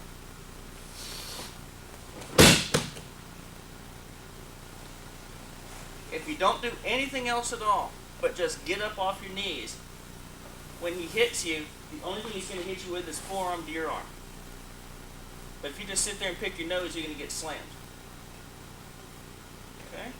I'll do it once without the hand. John attacks.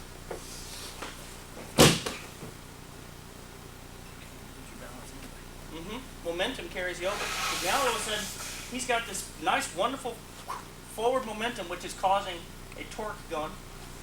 If you remember the discussion of last night about off balance, I love how I can relate everything. Isn't that cool? Okay? If this hand is working, then this shoulder can be attacked. He's going this way, zip, I can attack that shoulder. Well, he ends up attacking his own shoulder. I put the brakes on this one. Boom! He's got torque still going. So he does it himself. I don't have to be doing it. Okay? Yeah, there's all sorts of nasty things you can do, but you know, as he's grabbing, strike, you can raise your hand and just yank down. But that's for judo animals that want to go into groundwork. It's just like, and then you're into the groundwork part of it. Okay? You can do all this nasty stuff if you want, but unfortunately that's not what we're here today for. Put the little caveat on the tape. See your instructor for more nasty details.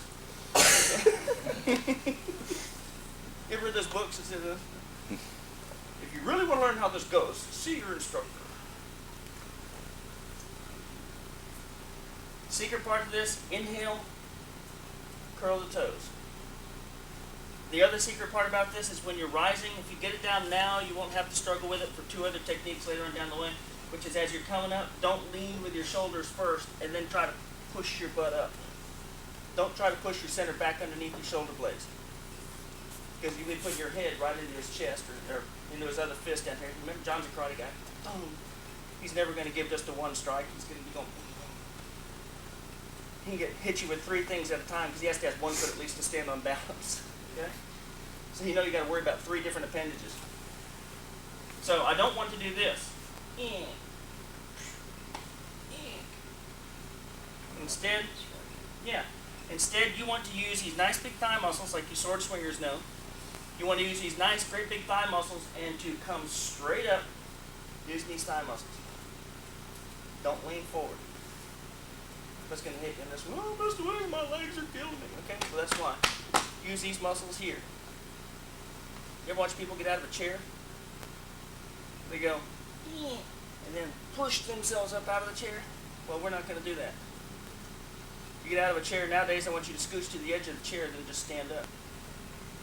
Oh no, I can't do that. Try your best not to go down this way either. From here, don't go. Because you also let yourself open for all sorts of nasty things. Guys swinging a sword, you go get lopped and all sorts of cool stuff. Get that radical haircut. So John, radical haircut. I was trying not to laugh. That was pretty good. Get locked to get a radical haircut. Okay, John goes to strike.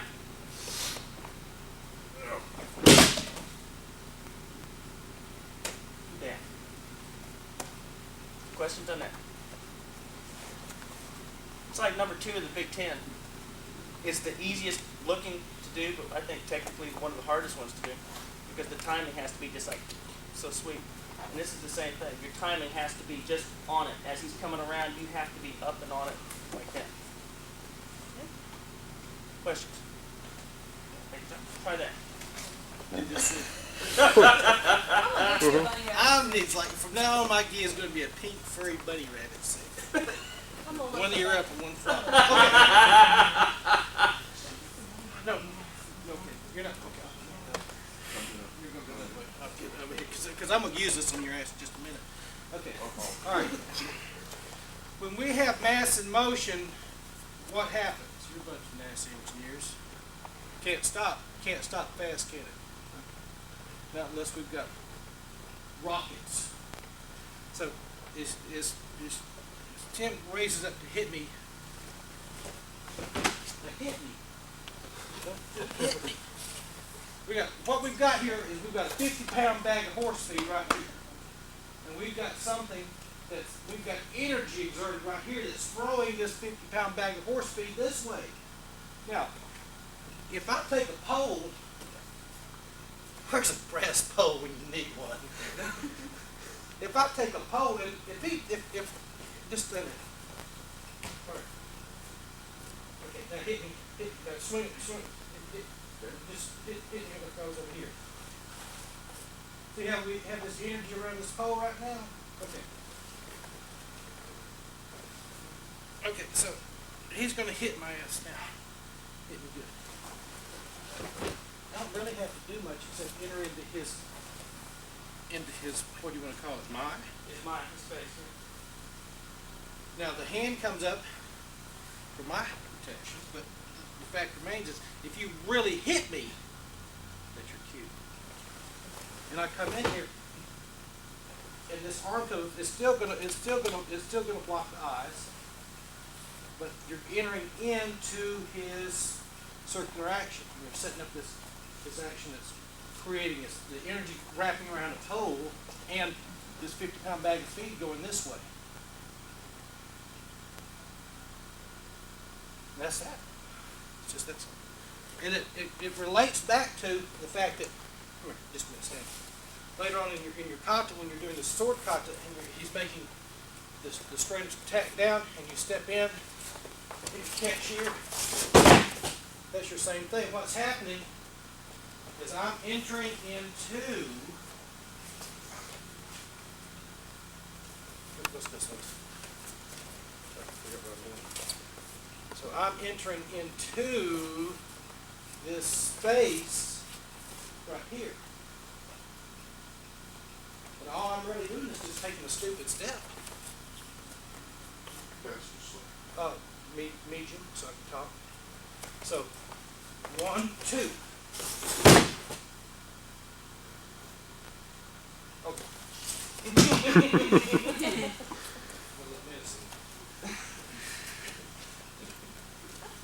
So basically that's the same technique, only with a sword and standing up.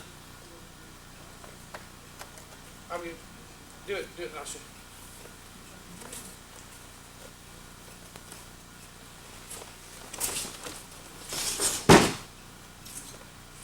Same difference. Oh, thank you. One more time. So all right, here we are. Picture you're on your knees and everything like that. Knees attack. I'm using this hand, of course. And I step here. See, what do? You swing down, around, and I came up, and instead of putting my hand across the face, I'm just here. So I need to do that. And what do you do? Yeah. You're doing nice enough falling. You're trying to make me look good. That's all I have to say on that. I'll take it back. It's just another thought. Okay. Anybody need a few more minutes to work on that? It's an old man's concept. It's a lazy guy's thought. Okay. Spend about 2 more minutes working on this. We'll go on to the next one. Hopefully we get all 4 covered. We'll take a break. Yeah, I think that's. My knees are doing this.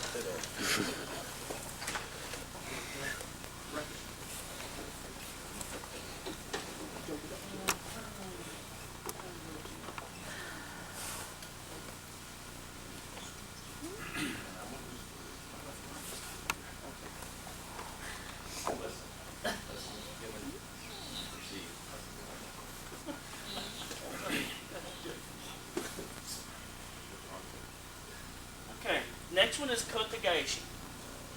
Uke so far has tried smacking you upside the head. He's tried hitting you upside the head, so now he's going to try to punch. There are several different versions of how he's going to try to punch you and what he does. I try to keep things as far as humanly realistic as possible. Again, based on not the idea that John has this wonderful karate martial arts background, because most of the time the people who are going to be punching and kicking on you aren't real true martial artists. So even if it is somebody with a karate background that's hitting on you, obviously if they're going to be attacking you, they don't know what they're doing, so you just go wave them off and go, go away kids, you bother me, okay? But if you talk to any true martial artist, they will avoid a conflict if it's at all possible. Any true martial artist will be avoiding a conflict. I almost got in a fight in the judo at a karate school one day for that comment, because the kid asked a question. He said, well, what would you do if you got in a fight with a karate person? I said, there wouldn't be a contest. I said, wouldn't be a fight. And the teachers all of a sudden misunderstood what I said, right? Oh, well, they started to puff up, and I'm looking at them. I said, because your teachers over there would run before they would ever want to get in a fight. There would not be a fight.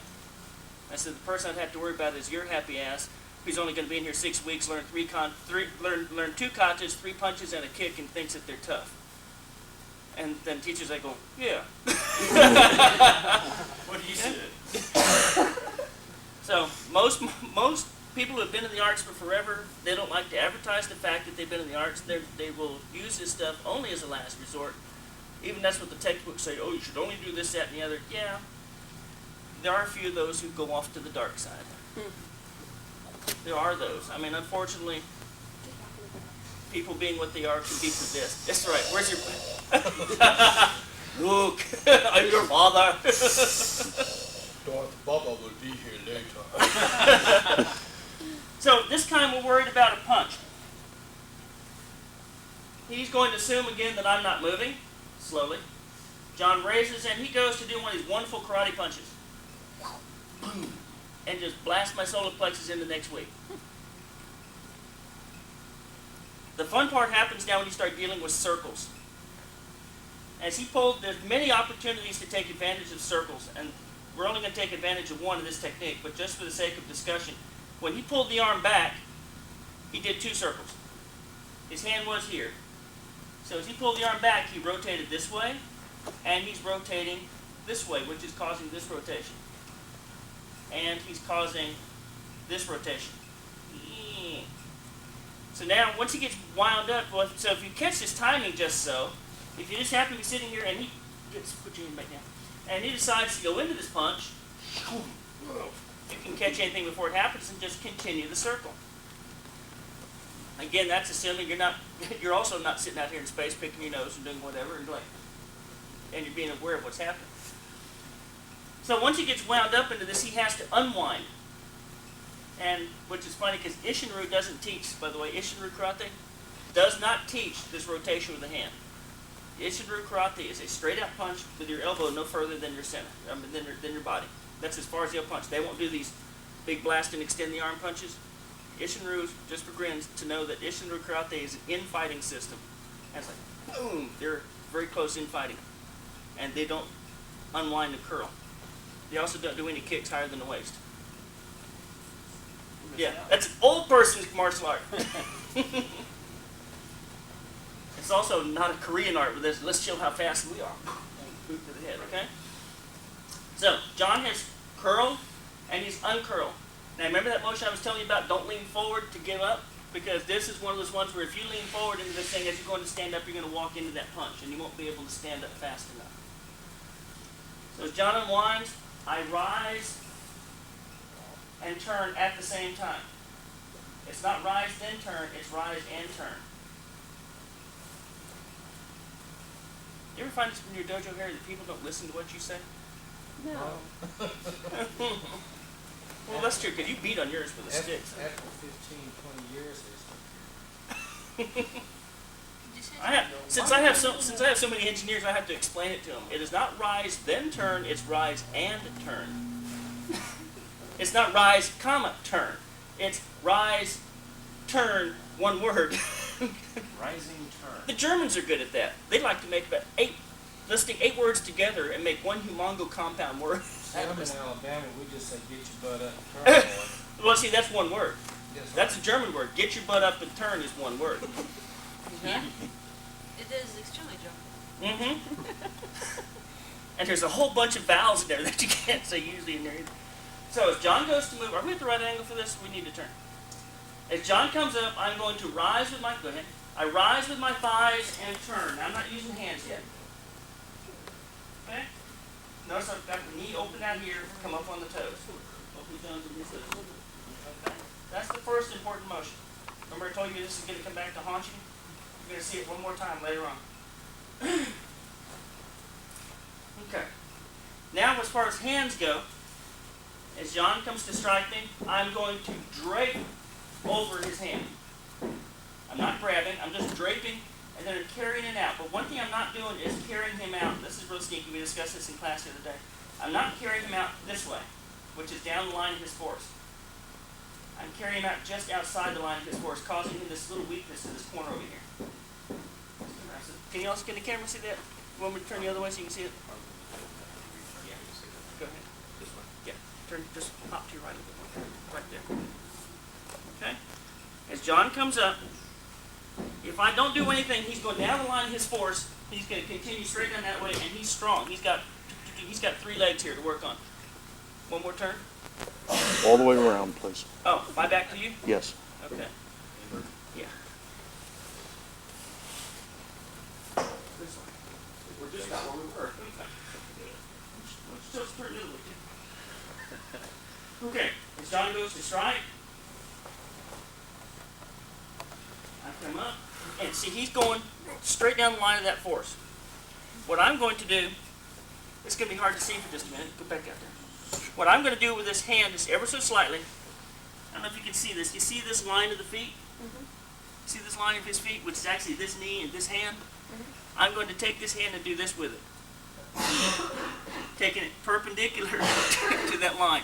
If this is a foot, he's down the line, I'm going to take it just so perpendicular, causing this nice little weakness right there. Okay? Isn't that fun? And it's not a big wrap. I'm not going to take his hand and wrap it around this way, because he's now got me going over here if I do that. Especially John. Natalie, John, boom. It's called momentum, sir. Mass. You're petite. You are petite. I'm eating steroids from now on. Do what?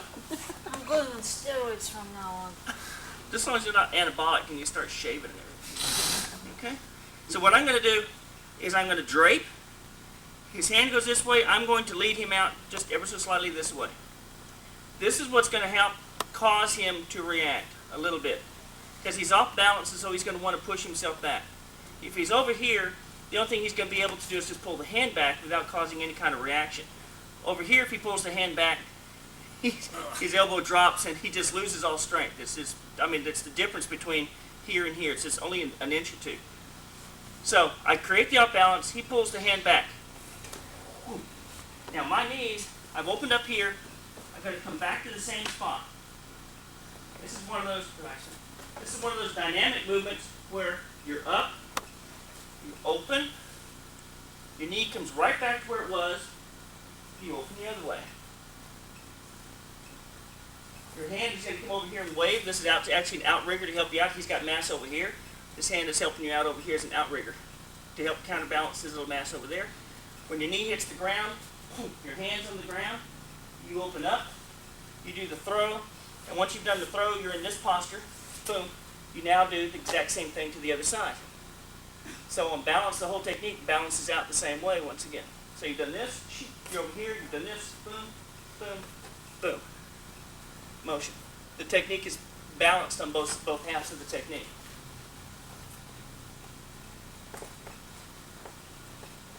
By the way, did I mention the technique is coordination? Mm-hmm. Okay.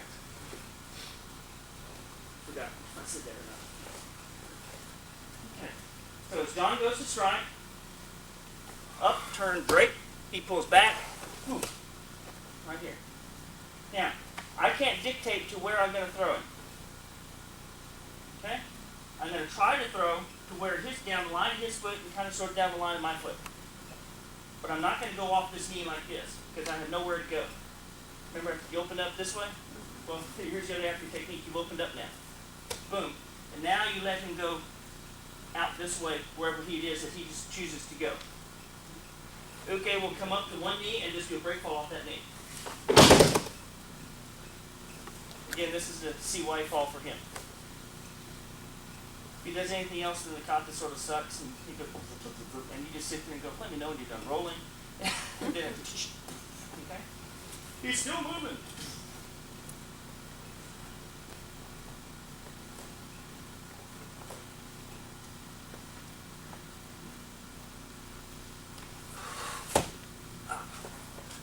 Don't do this with bad knees. Sorry, my motion hadn't kicked in yet.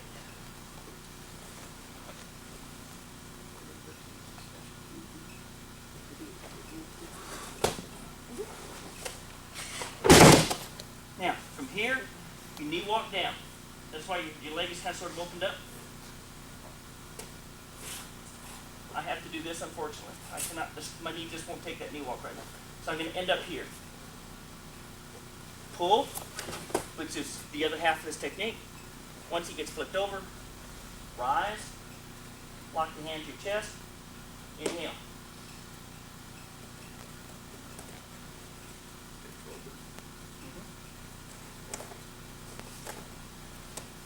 Okay? No, I'm going to ask Jordan. Can you demonstrate this technique all the way through for the camera, please? Since I can't do that final knee walk like I'll do, please. Emily, will you toward it? Okay, and with your back to the camera, please. Sort of down the line, perpendicular to, right over, yeah, Directionally? parallel to the mat line, please. Perpendicular or parallel? Parallel to the mat line. Okay.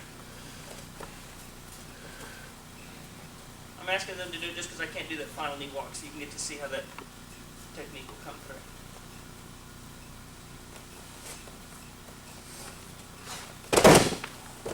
Like that. Okay? Thank you. Questions on that? This is a fun little technique. If you remember, that it has to balance out. You're doing ballet. Okay? It balances. The other thing is, the other thing to remember is don't force. You get to here, don't force your reaction of there. You get in a hurry, he's not ready yet. And that's when he raises that left hand and goes, tap! Okay? Okay? So you can't be in a hurry. Give him the time that he needs to say, oh, there it goes. See, he decided to want to go that way, so I have to make sure that I'm carrying him that way. I can't force him to go this way when his foot's going that way. Okay? So give him the time to decide where he wants to throw or fall. Okay? Questions? Try that. Contact. John asked an interesting question. He said, when you're pivoting and you're opening up, he says, why do you have to have palm up? I said, well, let's try it. And then I said, I can't believe you asked me a stupid question. Okay? So, Give me $5. that's right. I charge by the answer. $10 for correct answers. So I'm going to be okay for John. No, I'm sorry. John's going to be okay for me. But no, he wanted to see the question. I need to do okay for John. So let's go this way for Mr. Cameron. Too far. Too far. Back. Too far. There you go. So I'm going to do okay for John. And I said, well, let's do it both ways. I said, the first time, do palm down. I didn't say this. He just did it. I said, first time, do it one way. Second time, do it another way. So I think he did it palm up the first time. So I came and I did my strike, and he did zip, palm up. And then we did it the second time. Went. And he did palm down. And that happened. Okay? Now, from here, then he decided, well, look what happens when I rotate my palm. Look what happened to his whole body. Do it again. Palm down, palm up. Everything moves just in the rotation of that arm. Okay. Isn't that fun? So, on the other side over here, when John has gotten me in Kotagaishi, I've rolled over like this, and now he's got the control in this hand, he's done the knee walk, and he's fixing to turn me over. How do I have you turn me over? You don't want to be doing one hand now. Okay? Does he turn me over by doing this palm down rotation? How do you have Kotagaishi? Okay? Boom. Now, you see how he's got palm up? With his palm up, he's able to extend his arm all the way out to get me to rotate. If for whatever reason he holds on, come back down over here, get your Kotagaishi. Okay, and for whatever reason he keeps his palm down this way as he goes to rotate me over. Boom. Boom.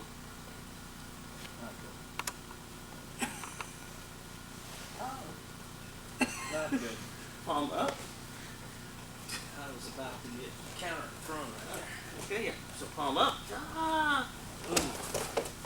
Heel up, I'm up in the air. He rotates the other way. Rotate your palm down.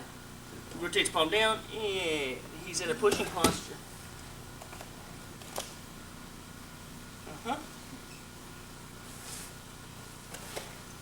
Your body has a bunches of muscles that work different ways and different things, and they all have different functions to do. Palm up is a lifting posture. It's a pulling posture. Palm down is a pushing posture. So if you're coming over here and you're doing palm down, your body's send a message automatically to the brain, push. You're doing a palm up, the message is being sent to the brain, pull.